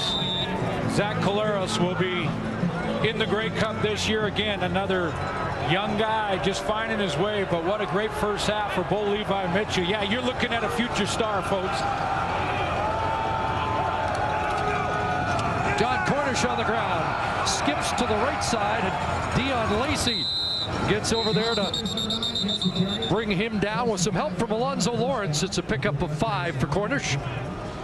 And, you know, he's working well in combination with his offensive coordinator. I like what the panel guys said at halftime about how Dave Dickinson has found different ways to get it done. If he doesn't have Cornish in the lineup, he goes to Bo Levi Mitchell, works in the passing game. He's gone to quick passing game. In this one, the first half, the way that Chris Jones played defensively, he had to take some shots deep. So they did that and had success with it. 5 for Cornish, 2nd and 5. Here comes the heat. Mitchell escapes, gets rid of it. Look, Patrick Watkins unloads on Eric Rogers. They'll throw a flag on the play. And Watkins wants to know why. You know, Patrick Watkins got an argument here. It looked like to me he tried to get his head out of the hit and just lead with his shoulder. Major foul, unnecessary roughness. Edmonton, number 9, 15 yards, automatic first down. First of all, amazing that Bo Levi Mitchell is going to avoid pressure here and spin out of this because Alonzo Lawrence has him in the backfield for a sack. So he gets outside. Now he's getting it out there to Eric Rogers. And that was just lead with the elbow and the shoulder of Patrick. I mean,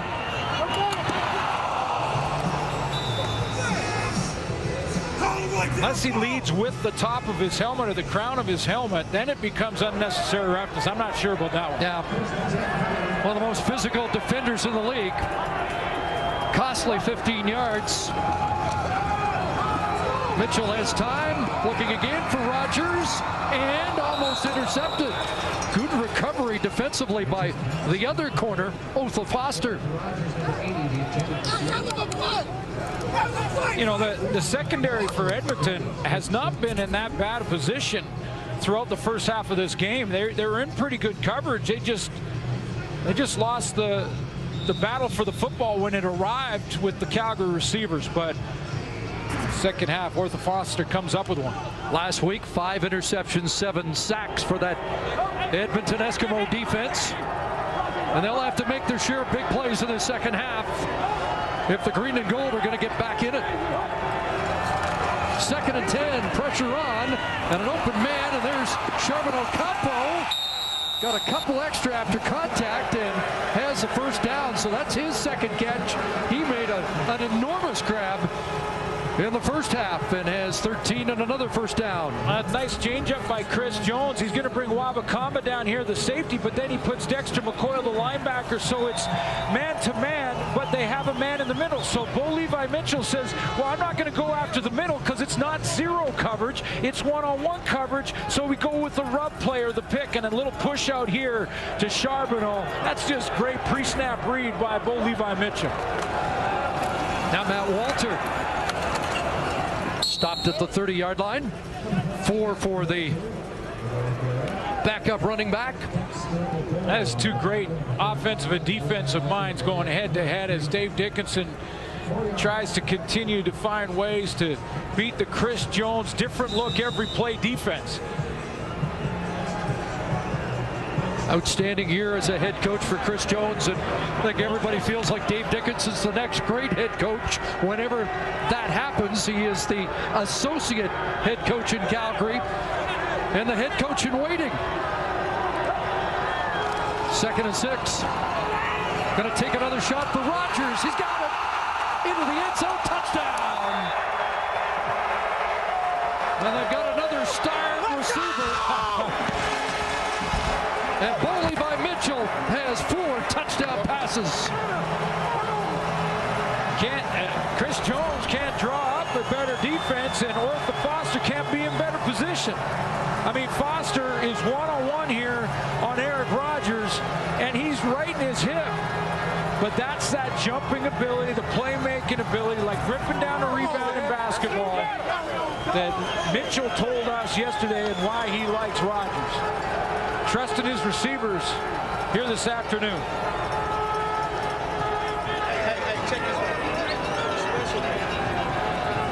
Bo Levi Mitchell goes over 300 on the day. Eric Rogers has hit pay dirt twice. You know, sometimes you draw them up and you get a man open because there's a bust in the coverage. I've only seen that happen once in this game so far for the Edmonton Eskimos. That was that little flat pass to John Cornish. But outside of that, Mitchell's just trusting his receivers. And he's saying, you know, go win the battle for me, and they have been more than not. Extra point from Paredes. As the Stampeders poured on, and Bo Levi Mitchell puts on a show in the West Final.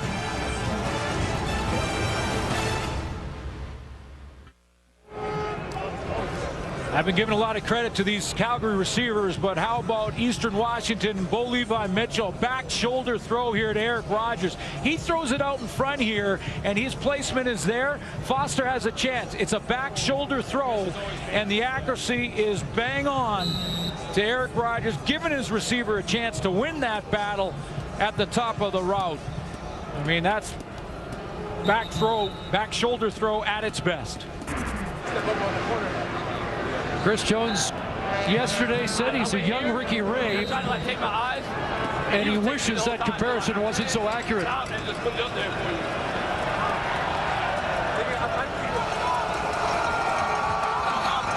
Kindlewitz, and they have contained him, and there is Sherburne Ocampo on the teams getting the job done as well. Sherburne Products had a good day, and it's been a long day already for Mike Riley and the Eskimos. Well, he's getting it out, but he's got to stand back there and start throwing it. And that's the question is, can he, number one, plant on that foot at all to get the ball deep? We haven't seen any of it from Edmonton in this game here now this evening. Can he even plant on it and get it down the field?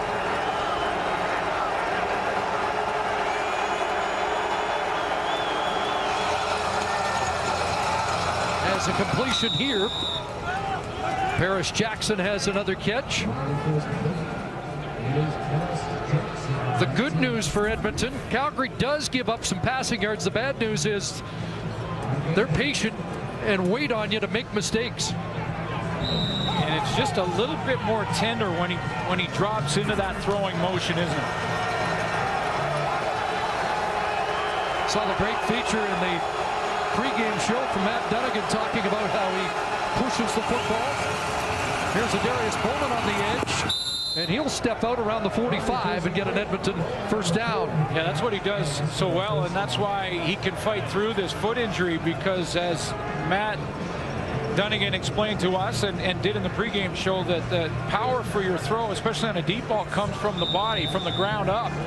But because Riley is so big and strong at 6'3", 215, and he sort of pushes the ball in his release, he still has the ability to fight through the foot injury, but he's got to now just stand back there and chuck it.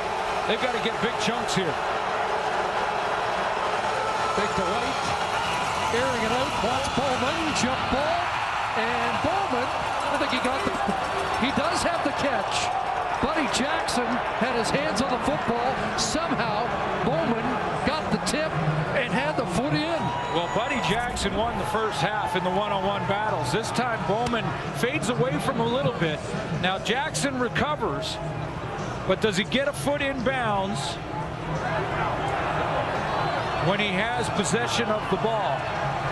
Foot's in, but is the knee down? And we're going to get a challenge from John Hufnagel. But it looked like he may have secured it before the knee hit the white sideline. Right in front of the Calgary bench. Both feet were in bounds when Bowman first touched the ball.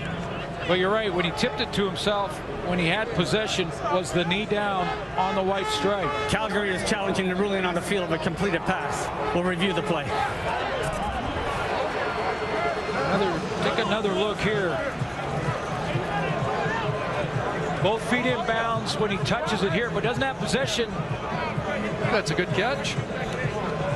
It does look like he brings it in just before the knee touched.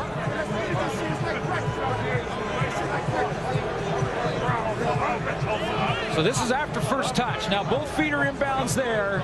Yeah, I think you're right, Chris. I think that play stands. And on a day where there hasn't been much to cheer for the Eskimos, that's a highlight reel catch. Yeah, because the right leg was on the top of Buddy Jackson. The left leg hadn't even touched yet. I don't know if they have to go to the command center to just ask Paul Lapalisse, who's cruising down the sideline there. See, that's on Buddy Jackson, and that other knee.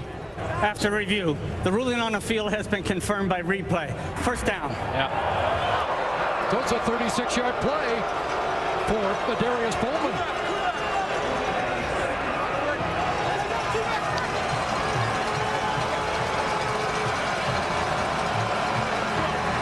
Down to the Stampeder 27. Fred Stamps back in the huddle for the Edmonton Eskimos. I think it's just the second time I've seen him in there all game.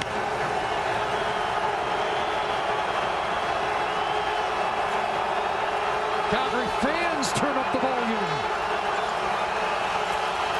Riley dumps it off, and John White is wrestled down by Duron Mayo. Well, those linebackers have done a job today, Simpson and Mayo. Yeah, that play was designed to get Stamps and Bowman on the short side of the field and run everybody off, run the secondary off, so that they could get the one-on-one on John White on a linebacker like Duron Mayo. But Mayo was in such great coverage, play just didn't have a chance to work, put him in second and long. White goes to the sideline, 2nd and 8. Calvin McCarty in the backfield. Stamps to the short side. Riley steps up over the middle and incomplete. It was behind Bowman. There's a flag down in the Stampeder secondary. And that flag came from a long way away from the play.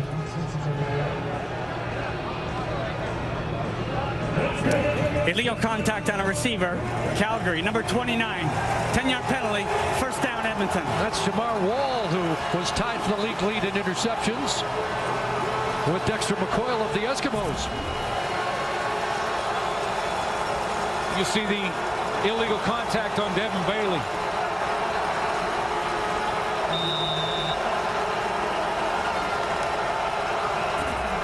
You can defend this ground, you just can't trip him up like that.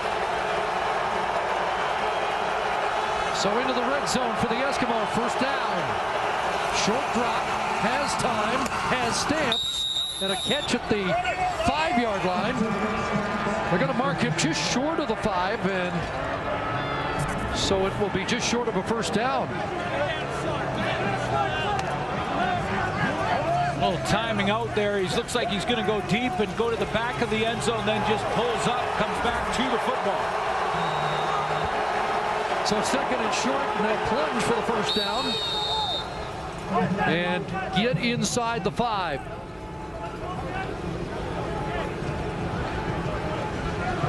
Just 2 for 5 in the red zone against the Stampeders this season. Riley's barely getting back to that huddle.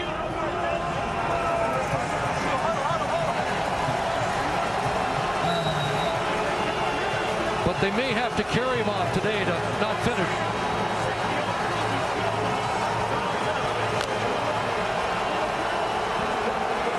McCarty stays in, so John White not part of this. They're going to throw. End zone. Off a hand. Josh Bell, the safety, breaks it up. Incomplete.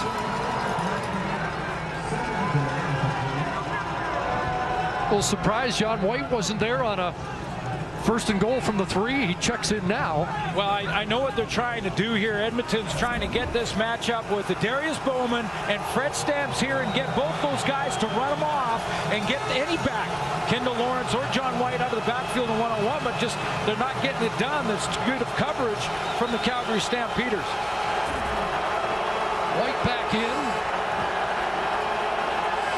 3 receivers now shuttle to the short side of the field. Another short drop. Back there again. Touchdown. Paris Jackson has a major score for the Eskimos.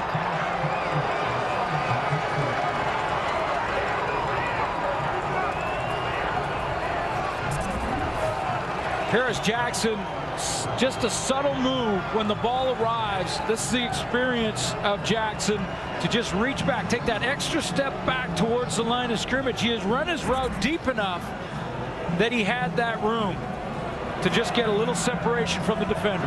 Eskimos not going for 2.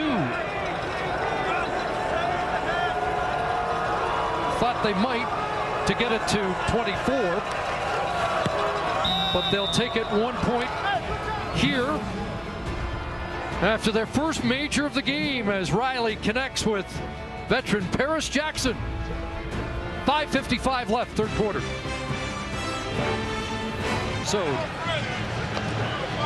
well, they got 1. We're gonna fight to the end, baby. We're going to fight to the end. We're down by 3 touchdowns. I want to say what's up to my daughter.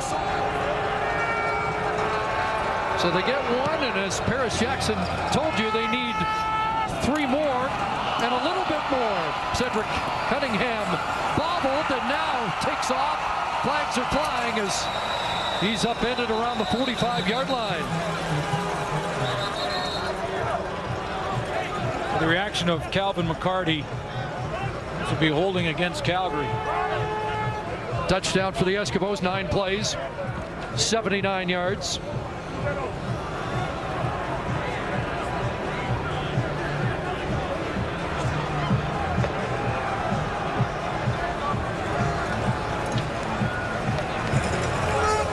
Holding.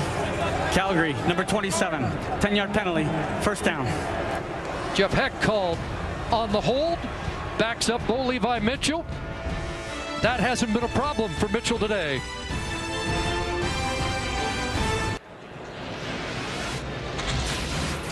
Quite a game for Bo Levi Mitchell. The question always with a young quarterback in his first start in the playoffs, can he handle the big stage? And certainly Mitchell has done that with 4 touchdown passes. On one of them, John Cornish did all the work on that little shovel pass, but he's trusting his receivers. Great accuracy on the deep ball.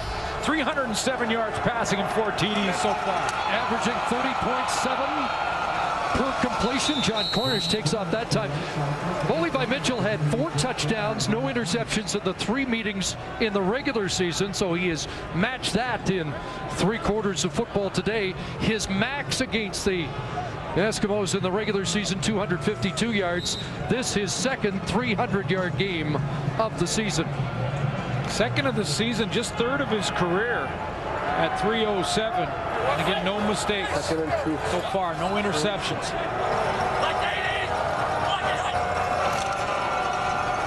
Cornish again. This time met at the line and brought down. Dion Lacey there. No gain for Cornish. And it will be 3rd and 2. He doesn't look like it's his first start in the postseason. The way he's played here tonight and just the way he carries himself.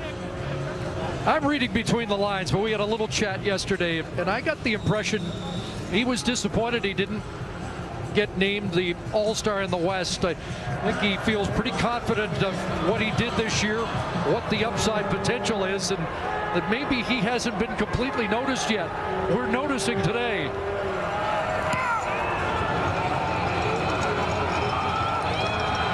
Kendall Lawrence, after a 45-yard Maber boot, is brought down immediately at the Eskimo 45. Just over 4 minutes left, third quarter. Dan. Ticats are in. The Stampeders with a major leg up. And a critical series for Chris Jones's offense upcoming here. He keeps looking at that scoreboard. Takes that big deep breath. That's 25 points. Seems like a tall mountain to climb, but it's one drive at a time for Mike Riley. Success off the last one. Can they build on it? Have to come away with points again, honestly.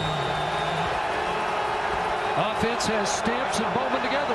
Bad shotgun. Scooped up there by White. Not sure if he was the intended target or not, as it slipped from the hands of the center, Justin Sorensen. Boy, and Fred Stamps had got in behind coverage too, and that's, you know, that again shows you another illustration of the ultimate team game. When if you don't get the snap from center, the play doesn't work. You don't get the protection up front. You don't give your quarterback time to throw the football. Your receivers got to get open. You all got to work together. Stamps had a shot if Riley got the ball.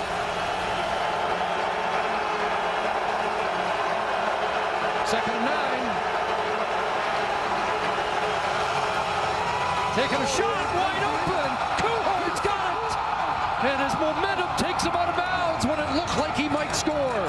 But it is a big play from Riley to Nate Kuhorn. That's the first time all game long that Mike Riley has just stepped back into that drop, planted that foot in the ground, and thrown a strike on time. He steps into this baby and he throws Kuhorn right to the sideline. That's why I threw him off balance a little bit and he ran out of bounds, or he walks in. Former Calgary Dino, product of Medicine Hat High School. They lost the provincial final to Lethbridge this weekend. First down, Edmonton. Riley over the middle. Bowman's got it and scores. They're not done yet.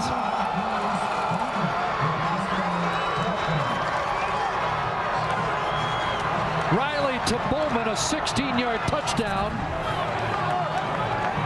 Darius Bowman knows he's going to take a hit here. Riley's got to throw him into the middle because of the coverage in the trail position by Brandon Smith. Over 100 yards on the day for Darius Bowman. And they send out Hugh O'Neill again to kick one.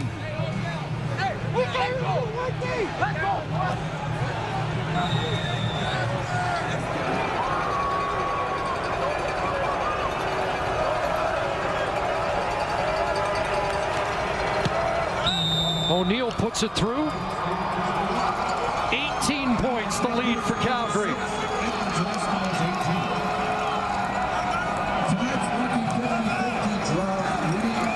Hey, not to turn around.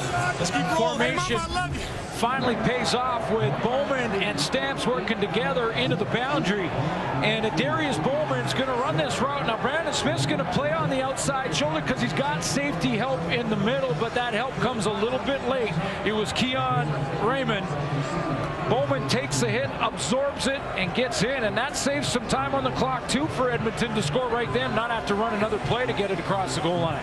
First touchdown for Bowman since the Labor Day rematch on September the 6th.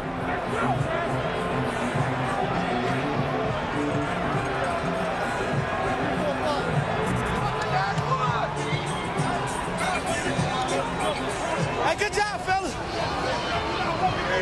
A lot of work still to be done, but at least there's a little light there at the end of the tunnel now. Couple of third quarter touchdowns. Matt Walter has trouble fielding this. Scoops it up. Flag comes down, and Walter is dropped at the 25, but that's a couple of flags to sort out here. If it's going against the Stampeders, it's another long field here in the third quarter for Mitchell.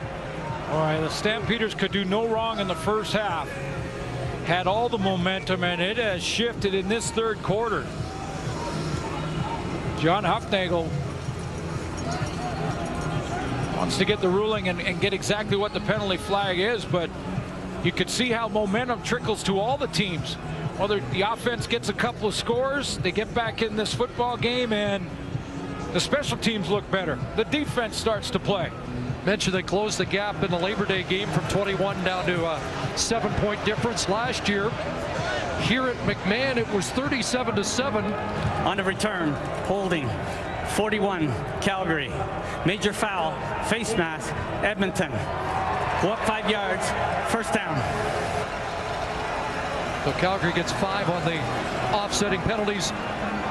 Last year, that 37-7 lead became 37-34. So it is the Battle of Alberta, and strange things have happened before. And lots of work to do, like you mentioned. No question. And Chris Jones has a defense that has scored, and they may have to today to make all of this a reality. Mitchell steps up, quarterback draw, and has about 3. Doesn't run a lot, 232 yards rushing on the season. Was injured in a game against the Argos. Yeah, only 35 rushes for Bo throughout the regular season, but 10 of them in the 3 games against Edmonton. So that Edmonton defense has flushed him a little bit in the regular season. Not so much tonight yet. It's the first time we've really seen him take off and run with it. Now J.C. Sherritt, Dion Lacey, and the Eskimos look for a stop on 2nd and 7. They back off, send 3. Mitchell stands in, incomplete. Looking for Cornish over the middle. Here's Chris Jones now dialing it up what he did in the first half, but showing them the same look. Watch this. They get that box loaded up. There's one to the left of your screen there, but they're not, all 7 aren't coming like they did in the first half. What do? They show it. They drop out. Dion Lacey drops. J.C. Sherritt drops. It makes Bo Levi Mitchell hold it for an extra second, take another look, and it's incomplete. 6 to and out of the game for Calgary. And a momentum shift here in the 3rd quarter. Maver to boot. Bouncing down, and Lawrence fields it and is hit at the 46-yard line. 37-yard punt. But Mike Riley hobbled, but has engineered 2 touchdown marches here in the second half. Still hope for the Edmonton Eskimos.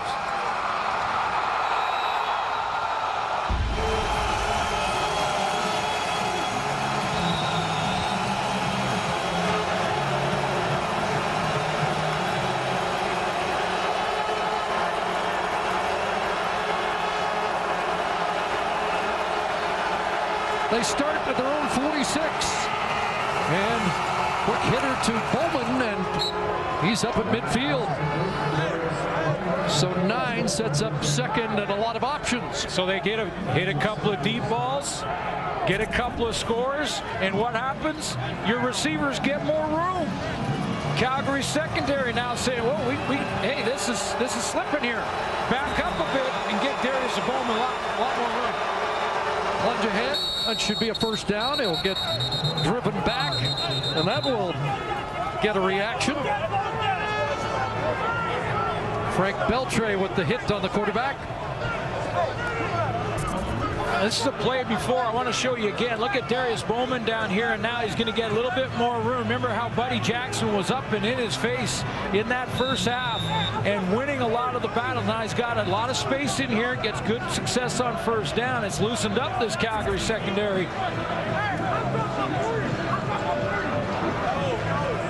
Got to measure as the sticks come out. Ball just inside the Calgary 54. And it is a first down.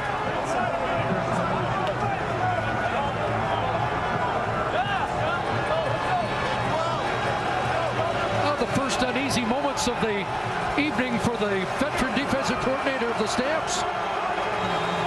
That's where your defensive coordinator, Rich Stubler, leans on his veterans. Guys like Sean Lemon, Charleston Hughes, Joanne Simpson. Don't worry about it, boys. Just get everything settle down a little bit. Could be the final play of the third quarter. Riley running out of time, in trouble. Gerard Simpson gets home. There's one of those vets. Yep. Big third quarter for Edmonton, but a big final play defensively for the Stamps as Riley gets sacked after engineering a couple of touchdown marches through 3/4 of the West Final.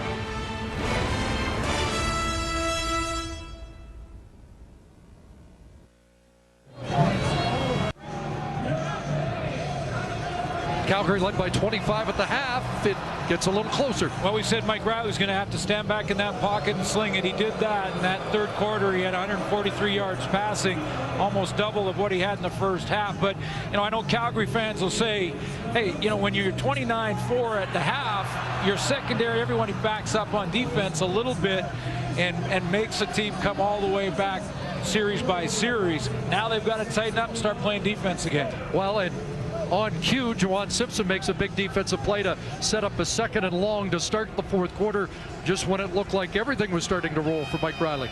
Yeah, you lean on your veterans to calm things down, the guys that have been there before.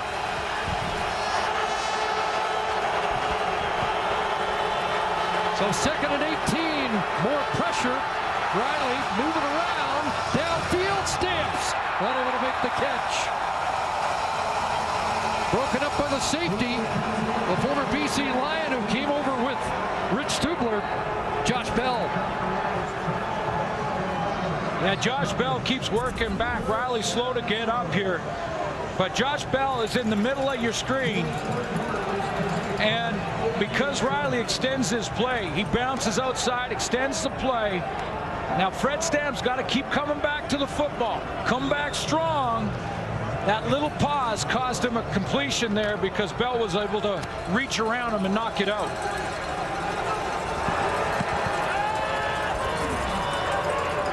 Sean Lemon with the pressure on Mike Riley, a 44-yard punt, and Cunningham is brought down by Mike Miller out of Acadia, makes the special team tackle, and it's the reaction of Mike Riley, and that is not good news at the Eskimo bench.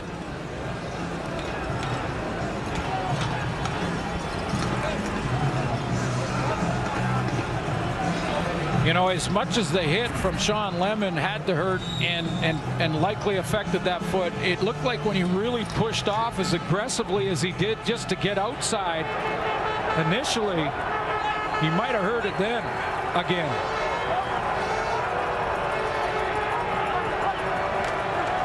Starting at their 23, Mitchell on a roll. He's in some trouble now. And just dumped it off there. Nick Lewis, does he have a catch? They're going to rule it is a catch at the 27-yard line. Dexter McCoyle, a little bit of an argument there on the sideline. He thought that Nick Lewis was out of bounds. While we get the chance, let's congratulate the Vanier Cup finalists. McMaster, led by Steph Pasek, and Danny Machoch's Montreal Caravan. You could see the veteran was well in bounds, at control. It was his hip pocket. Loose on the hip pocket. That's that 6-shooter in the outlaw jersey as they wear their new uniforms today. Bo Levi Mitchell over the middle. Markway McDaniel tells you it's a first down. Well, that's a nice throw against his own defense. Find the window, and Bo Levi Mitchell delivers. Started the game with real positive play down for the touchdown to Markway McDaniel.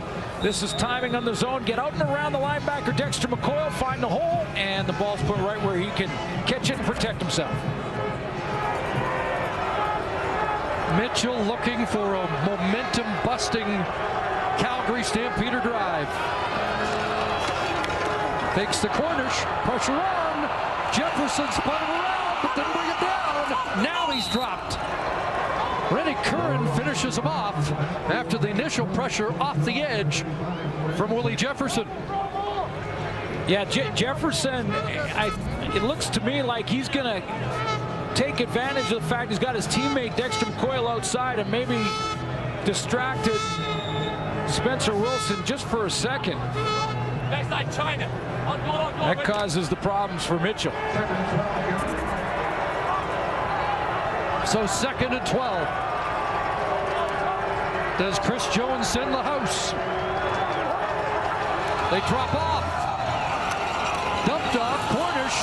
A double clutch. And they rally to Cornish quickly, and will be 3rd down. You saw after that last series, Dave Dickinson talked to Bo Levi Mitchell, and he was telling him that what Edmonton's doing now is showing you the blitz and dropping out of the blitz in 2nd and long.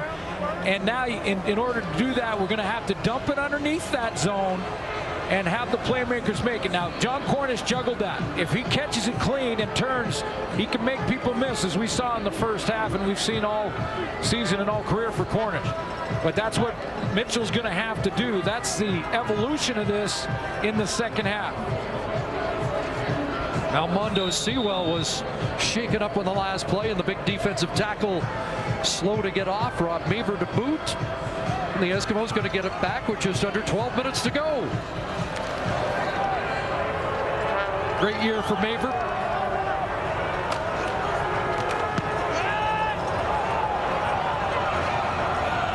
That one's skipping past Lawrence. He's back around his 10. Made the first man miss, but he is cornered. And that roll by Maver produces a 52-yard punt. And Mike Riley may not be coming out.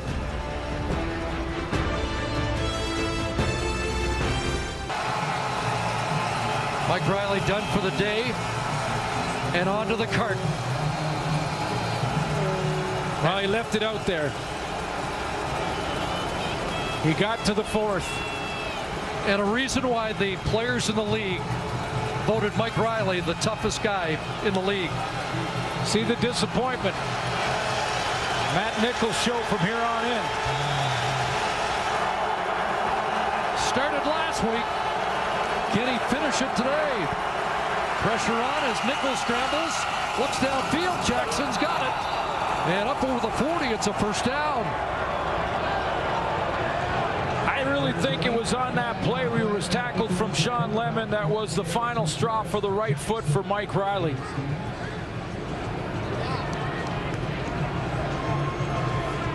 And maybe not necessarily even the hit from Lemon, but after the play, major foul, unnecessary roughness. Calgary, number 11.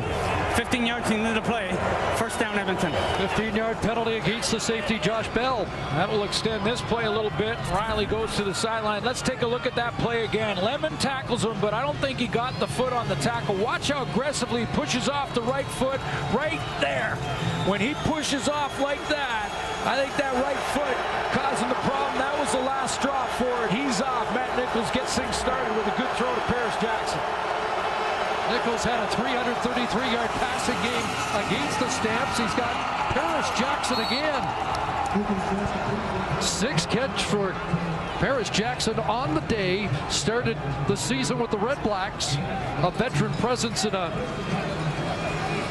young room. Well, you got to give Matt Nichols credit. I mean, his first pass coming off the bench, he had to warm up quickly. He gets outside. That's the first one down the sideline, and he hits Paris Jackson back-to-back. 17 on the latest connection. Short drop, and he goes back there again. So he has some confidence in the veteran number 19. He's working on with Paris Jackson. That's 3 in a row to Jackson. He had a couple of good games with the Darius Bowman against this Calgary team in the Labor Day back-to-backs. Remember, Matt Nichols started both those games. Bowman had over 100 yards in both those games.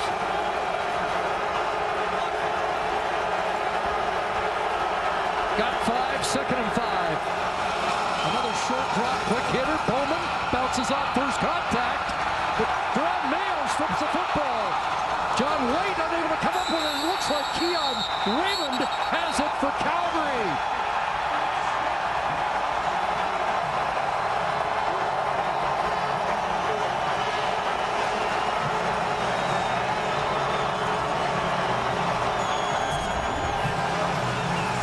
Ron Mayo, he makes that initial hit. Keon Raymond hits him, gets up, keeps with it. He's going to end up recovering this after Mayo brings him down on the tackle and gets the strip. Ball clearly out. 7 turnovers cost Calgary last year in the Western Final, but a key takeaway here in the fourth quarter to stem Eskimo momentum. And Calgary +2 in the turnover battle today.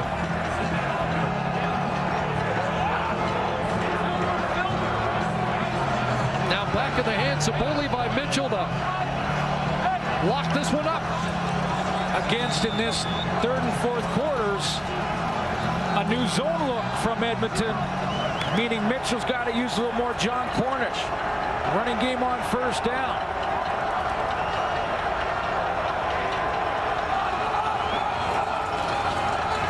There he is.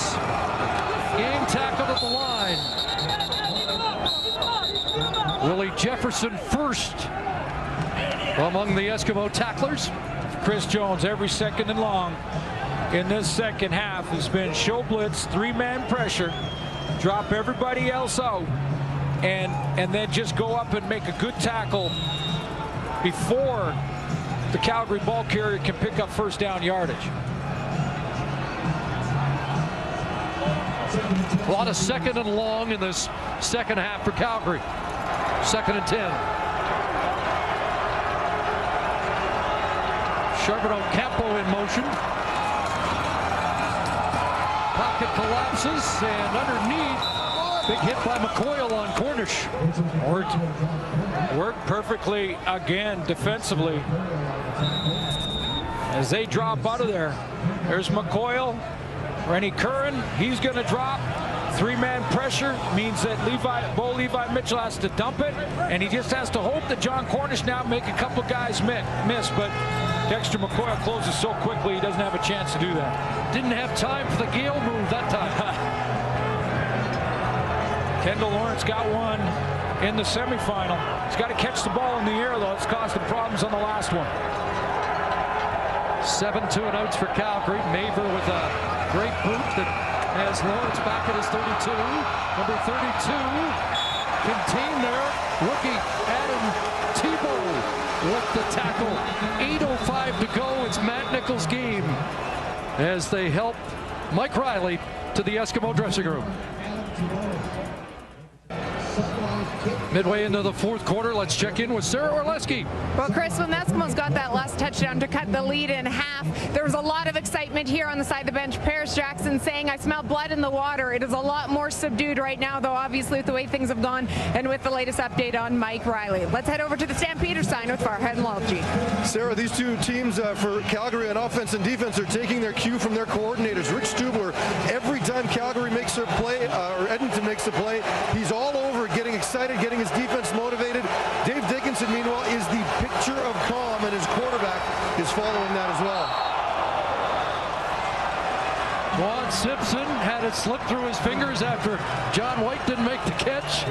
Number 12 with a shot at a third Edmonton turnover. Yeah, a couple of players that have really stood out defensively for Calgary. One has been Juwan Simpson. Had a chance at a pick six there, but the other, Buddy Jackson on the corner. Good first half for him. 2nd and 10 for Matt Nichols. Dancing around, and he's in trouble. And down he goes at the 28-yard line. Keon Raymond moves up along with Juwan Simpson, both with that 2008 Grey Cup team. Chris Jones will punt one more time, I would think, before he gets into 3-down football. Likely the last punt of the game for Hugh O'Neill. Yeah, try and get a chunk here in your special teams. Get a little field position, and then from then on, it's 3 down.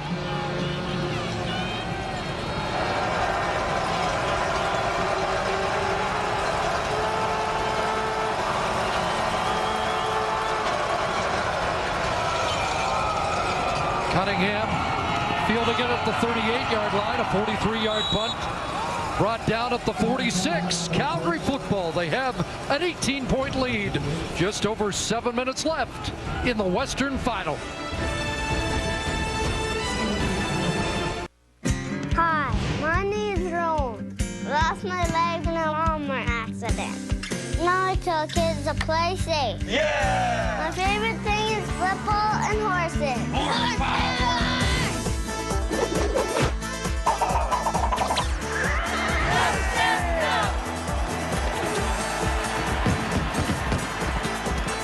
Every game you play safe. A message from the War Awaits. And with this drive, the Calgary Stampeders can book their trip. Yeah, they put a drive together here, can chip away at the clock.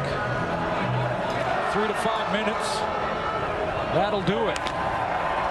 Taunton, on the other hand, needs a 2-and-out. Got a little bit of field position back on the punt. Or a takeaway. Yeah, or a takeaway, and they've had a bunch of those in the regular season. John Cornish gets to the outside, and Cornish runs over Ryan Hines and is close to a first down. Edmonton defensively done a nice job stopping him running the football, Cornish. Cornish had some yards and big plays as a receiver, but running the football up to this point, Edmonton did a pretty good job on Cornish, but you got to stop them every single play all the time. They got to get in there now. Run blitz like they did against Saskatchewan. Chris Jones really has no choice.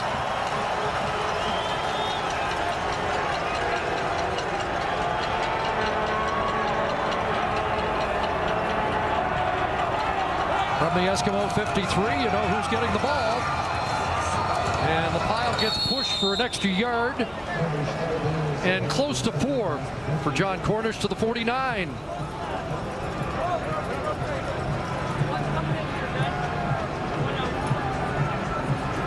Dave Dickinson's offense pushing the 400-yard mark, over 300 yards passing for Bo Levi Mitchell. I'd like to welcome viewers in the Winnipeg Jets region. You see the time on the clock. 29-4 at the half. An 18-point Calgary lead. And the Stamps trying to nurse it here. A pass off the fingertips of Eric Rogers, who has a pair of touchdown catches in the game. And the punt team will come on. That's exactly what Chris Jones, you knew he had to do it. So just load them up there. Put 8 on the line of scrimmage. Send them all. They complete this, it's basically game over. If not, there's still a chance for Edmonton. They're going to have a long field. Now, Kendall Lawrence has had trouble catching the ball in the air. When it's hit the ground, it costs some time plus field position. Last week, 191 all-purpose yards for Kendall Lawrence. 5th consecutive punt after the Eric Rogers touchdown for Calgary. Lawrence will take this one cleanly at the 10. Up across the 20, 25 and a flag. And a big collision, and that's Adam Berger, the second-year man out of Simon Fraser, who is still down after the collision. I think it was his own man. A teammate. Covered teams have... On the return, holding Edmonton number 25. It's a 10-yard penalty, first down. Mike Miller called on the hold. This special team group for the Stampeders has been good today in containing Kendall Lawrence. Ducked under that one. But Tebow and Berger. A malfunction at the junction. Yeah, they collide big time there. Getting Berger off the field.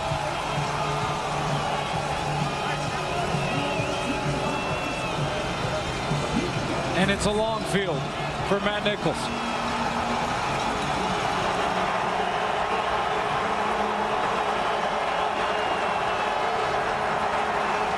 Three down time for the Eskimos now.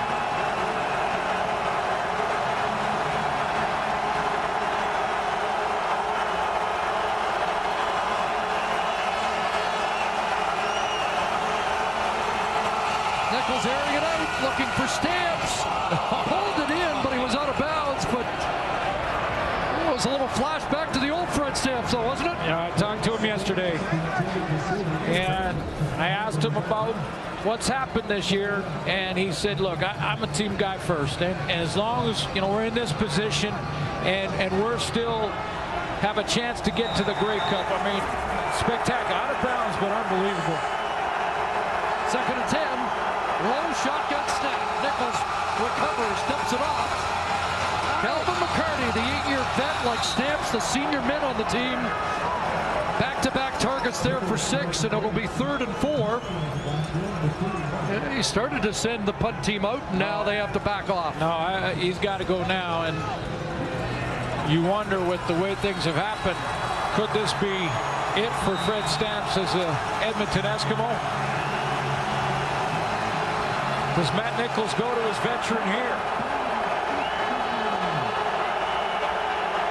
Fans know this could be ball game. 3rd and 4. Nichols throws, batted down, another knockdown. And there have been a bunch today by that Calgary front as they turn it over on downs.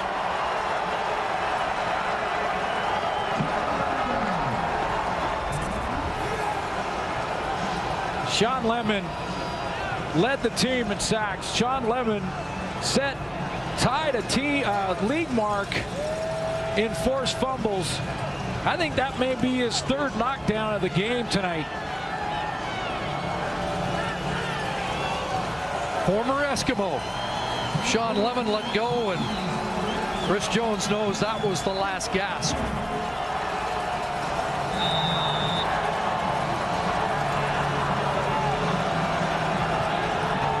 They don't beat themselves, and they haven't made any mistakes today.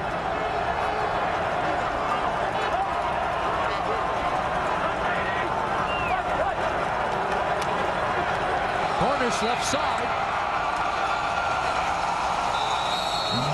I might be saving him for next week. 6 for John Cornish, who would disagree vehemently, I'm sure. Yeah. This time of year, they want to finish it off, but not a bad thought when you consider he's had 2 concussions this year. Second to last game of the regular season against Winnipeg, suffered his 2nd. Cleared all through the concussion protocol of the last 3 weeks. 16 touches, just 44 yards rushing, but he had that big play on the shovel pass.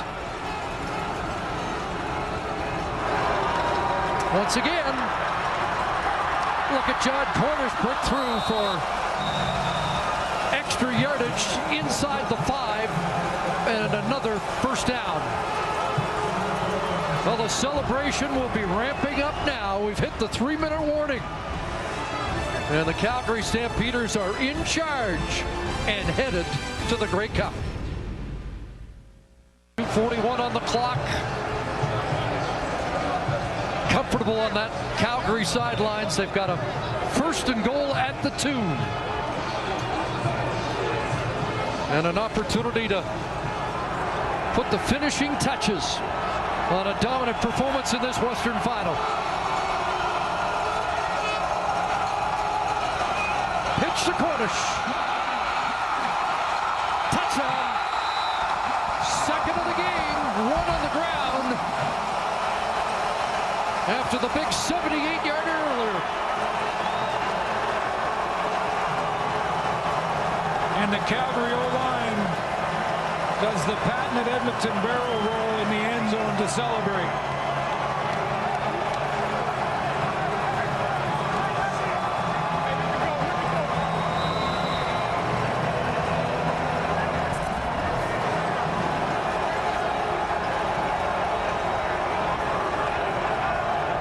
Dave Dickinson calls him flat out the best player in the Canadian Football League right now.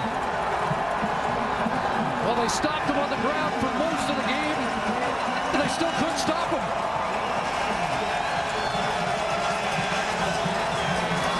That 78-yard shovel pass for a touchdown was a first-half backbreaker.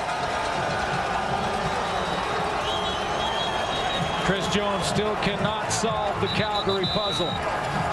This will be the clean sweep in 2014 for the Calgary Stampeders against this Edmonton football team. Beat them 3 times in the regular season, the back-to-backs on Labor Day, and the Labor Day rematch.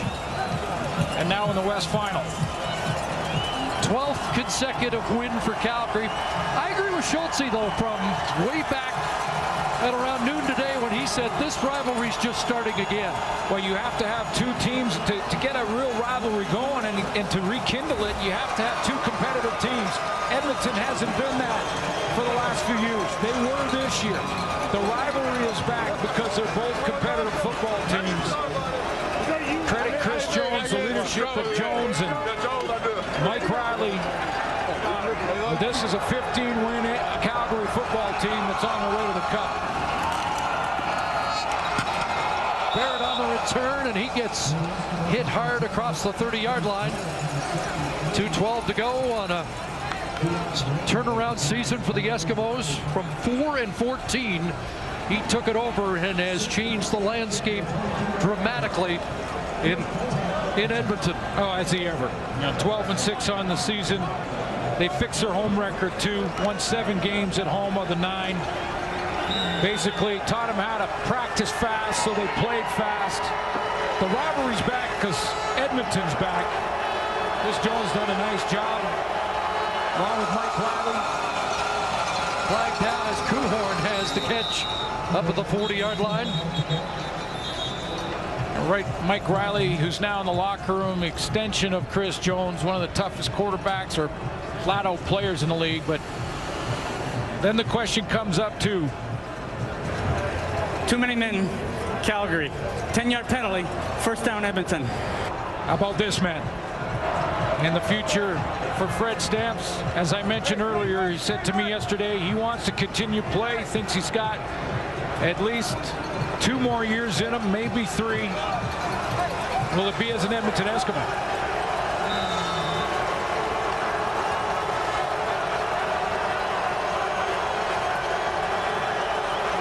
First and 10.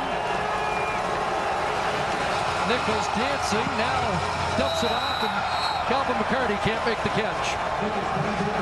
So they're back. It was a bumpy road for Ed Hervey in his first year, but he built the team he wanted, and he got the coach he wanted. Bright future for that Edmonton football team.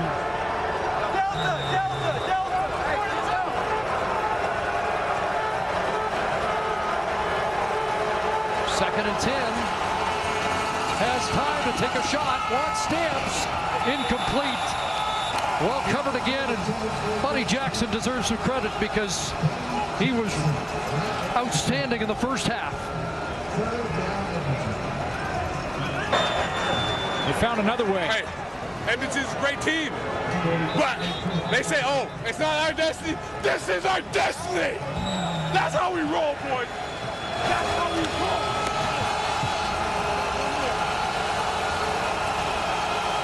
He rolled again today. Nichols in a different way. Kuhorn. And he'll get dropped there by Fred Pettit.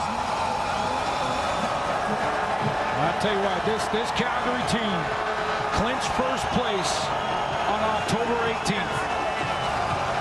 36 days ago. They flirted with the CFL record for wins in a season. Found different ways to win. Only had their star tailback for half of the season.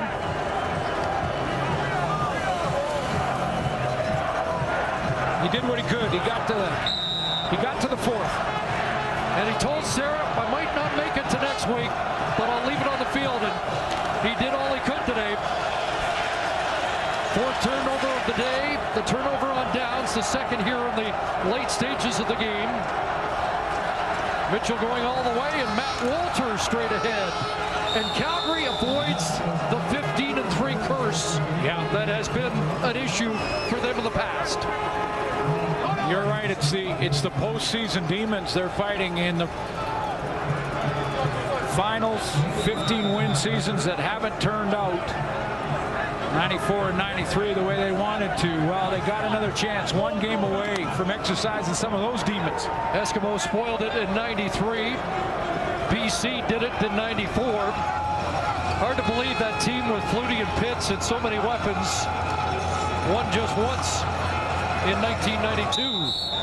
That's the cloud hanging over of Hufnagel and his great regular season record. And go back to 2008, the last time they won. But we're going to have Calgary and Hamilton in 1999 and that matchup. And the quarterback for Calgary in that game is on the sideline right now, Dave Dickinson. Met in 98 and 99. The 98 game with Jeff Garcia. The 99 game at Dave Dickinson. 99 Dickinson faced Danny McManus. They both threw for over 300 in that one. Third and a yard, and whoops, it got by Levi Mitchell. And that'll be a turnover on downs the other way.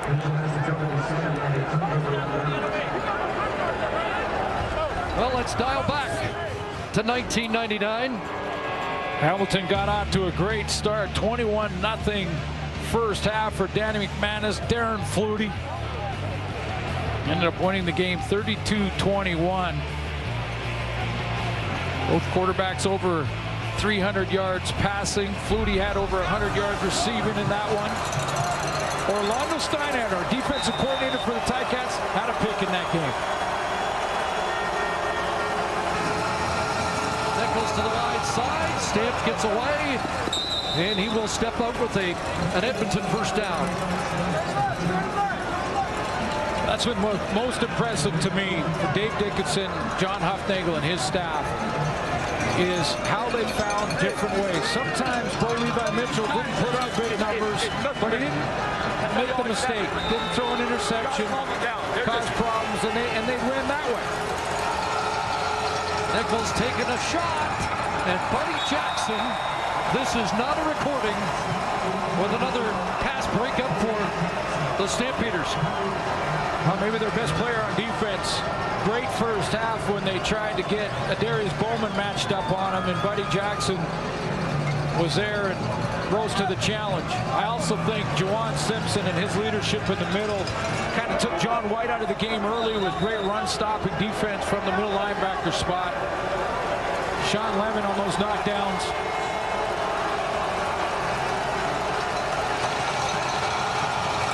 Flying down as Nichols dumps it off to McCurdy. Pushed him. But you just mentioned it. Every layer of that defense got the job done for Calgary today. Linebackers were prominent. Sean Lemon up front. Buddy Jackson.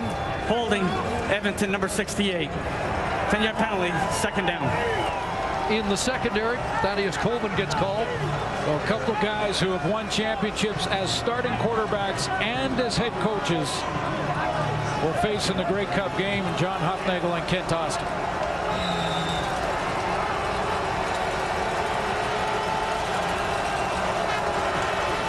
Kuhorn.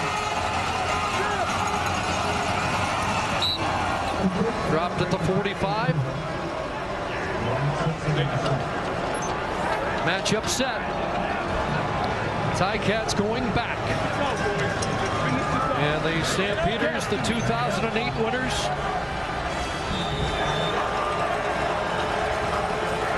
We're on the losing end in 2012.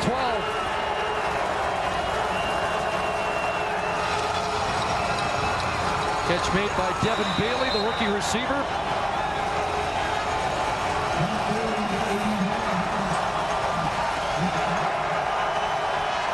Another turnover on downs. Time for the offense to go out and go into victory formation. Time for the celebration to begin for Calgary and their fans.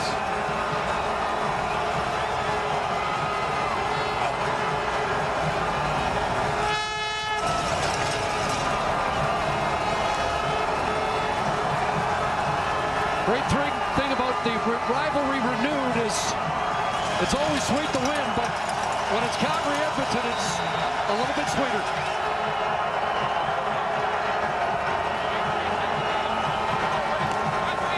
There are some great young quarterbacks in the league. Mike Riley, one of them. Bo Levi Mitchell, another.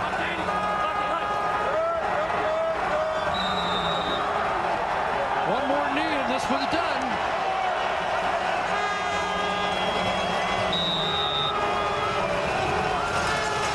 And the trips to Vancouver are being booked right now.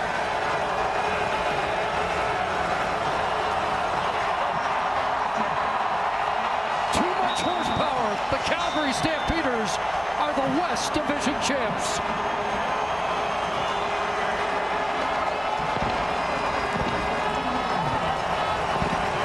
Grab my helmet. Okay, Gordo.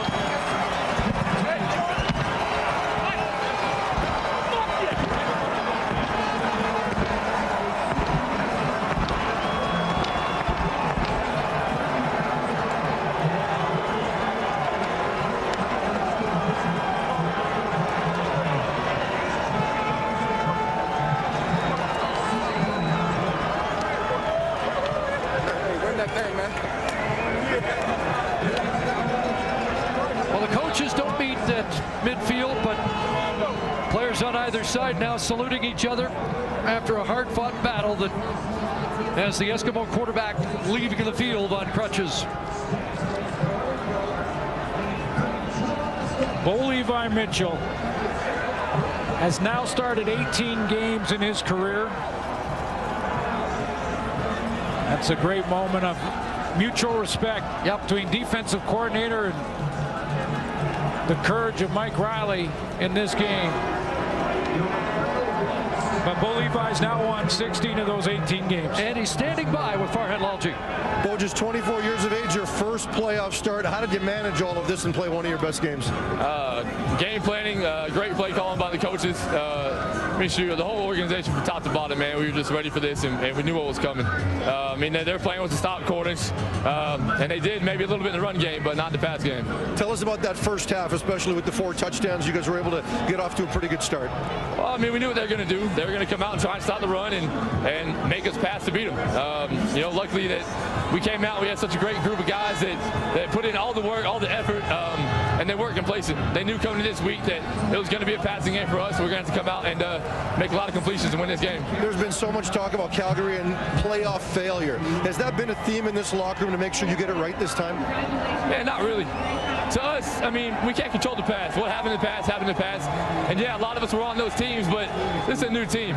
There's a new attitude, and there's a new way we go about ourselves. And we just keep fighting every single day to the end, and we're going to make sure we finish this thing off. Yeah, look ahead to the Grey Cup and next week and facing Hamilton. Yes, sir. It's going to be good. It's going to be a good game, man. They're a great team, and obviously they played another great game against Montreal and pulled it out. So, man, starting tomorrow, get right back to the film room and get ready to go. Well, thanks for this. See you in Vancouver. Thank you, guys. Chris? National champion at Eastern Washington. Marquay McDaniel got things started with a touchdown catch from Bo Levi Mitchell. He had 2 for 58. Just thinking about Bo saying that we knew we were going to have to pass to beat him, and I think he was pretty excited about that opportunity because so often they do lean on John Cornish. He got a chance to show his stuff today. There's an old Eastern Washington teammate that will leave the field for the final time in 2014. Back to Farhan Lalji with John Cornish. John, if I told you that you'd finish with around 40 yards rushing in this game and you guys would still win big, what would you have thought? I would have 100% believed you. I think Edmonton has such a good team, and especially their defense. They came out ready to stop the run. I mean, everybody knew they were going to try that. So it was really up to Dave Dickinson and our offensive staff that really put us in position to win. And part of that was getting you involved in the pass game quite a bit more. Absolutely. I mean, I guess they weren't so much respecting me in the pass game, but in the second half they started respecting me a little bit more. So it was great to see sort of everybody step up. If I can run, it's great to see other people scoring. Aaron Rodgers, Marquay McDaniel. We have such depth, and it's great to see everybody step up. You've been here for a while. You've been through some of the ups and downs since 2008 in the playoffs. How important was it, especially for the veteran guys, to not have that happen again? Nobody in the locker room thought it was going to happen again. And we're a different team than we were last year. We're a different team than we were 2 years ago. So I think everybody in this locker room has learned. People say losing is a bad thing, but I always see losing as a positive thing because you learn from it. And as long as we continue learning, I think we'll continue to be successful. Look ahead to the Grey Cup and going back home to play in it. You know, I went home in the off season, and my mom's place is actually in Falls Creek, right across the water from the BC place. And you know, honestly, like this is what I felt we were going to do. And you know, to be in this position at this point, you know, I can't think of a greater experience. Thanks for this, John. Thanks, guys. Another big performance for John Cornish. Now let's head back down onto the field. Rod Smith with the trophy presentation. Ladies and gentlemen, please welcome the Commissioner of the Canadian Football League, Mark Cohan, for the presentation of the trophy to the West Division champion, Calgary Stampeders. Guys, what a game, what a season to date. You're going to the Grey Cup, but now I got to officially present the West Division Championship Trophy. You and your fans have a great time in Vancouver. See you next week. Great job. Take it. It's all yours. John. We in it.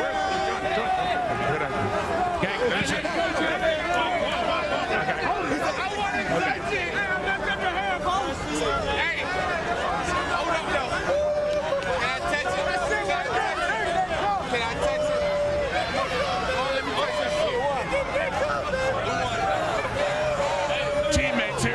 This is a team that won 15 games in the regular season and beat the team that was second in the overall standings, the Edmonton Eskimos, all 4 times to go to the Grey Cup. What has made this team special? We battled through adversity. You know, there's been a lot of tough games, and we just keep fighting. You know, they had us on the heels today, even they were coming back, and we just kept fighting. And that's one thing about us. We've been through a lot, and I think that's what helped us get to where we are today. We're not happy. We know we still got 1 game to go, but we're going to enjoy this for the time being. I know last year ended in disappointment right here on this field in the Western Final. You guys clinched first place this year so early.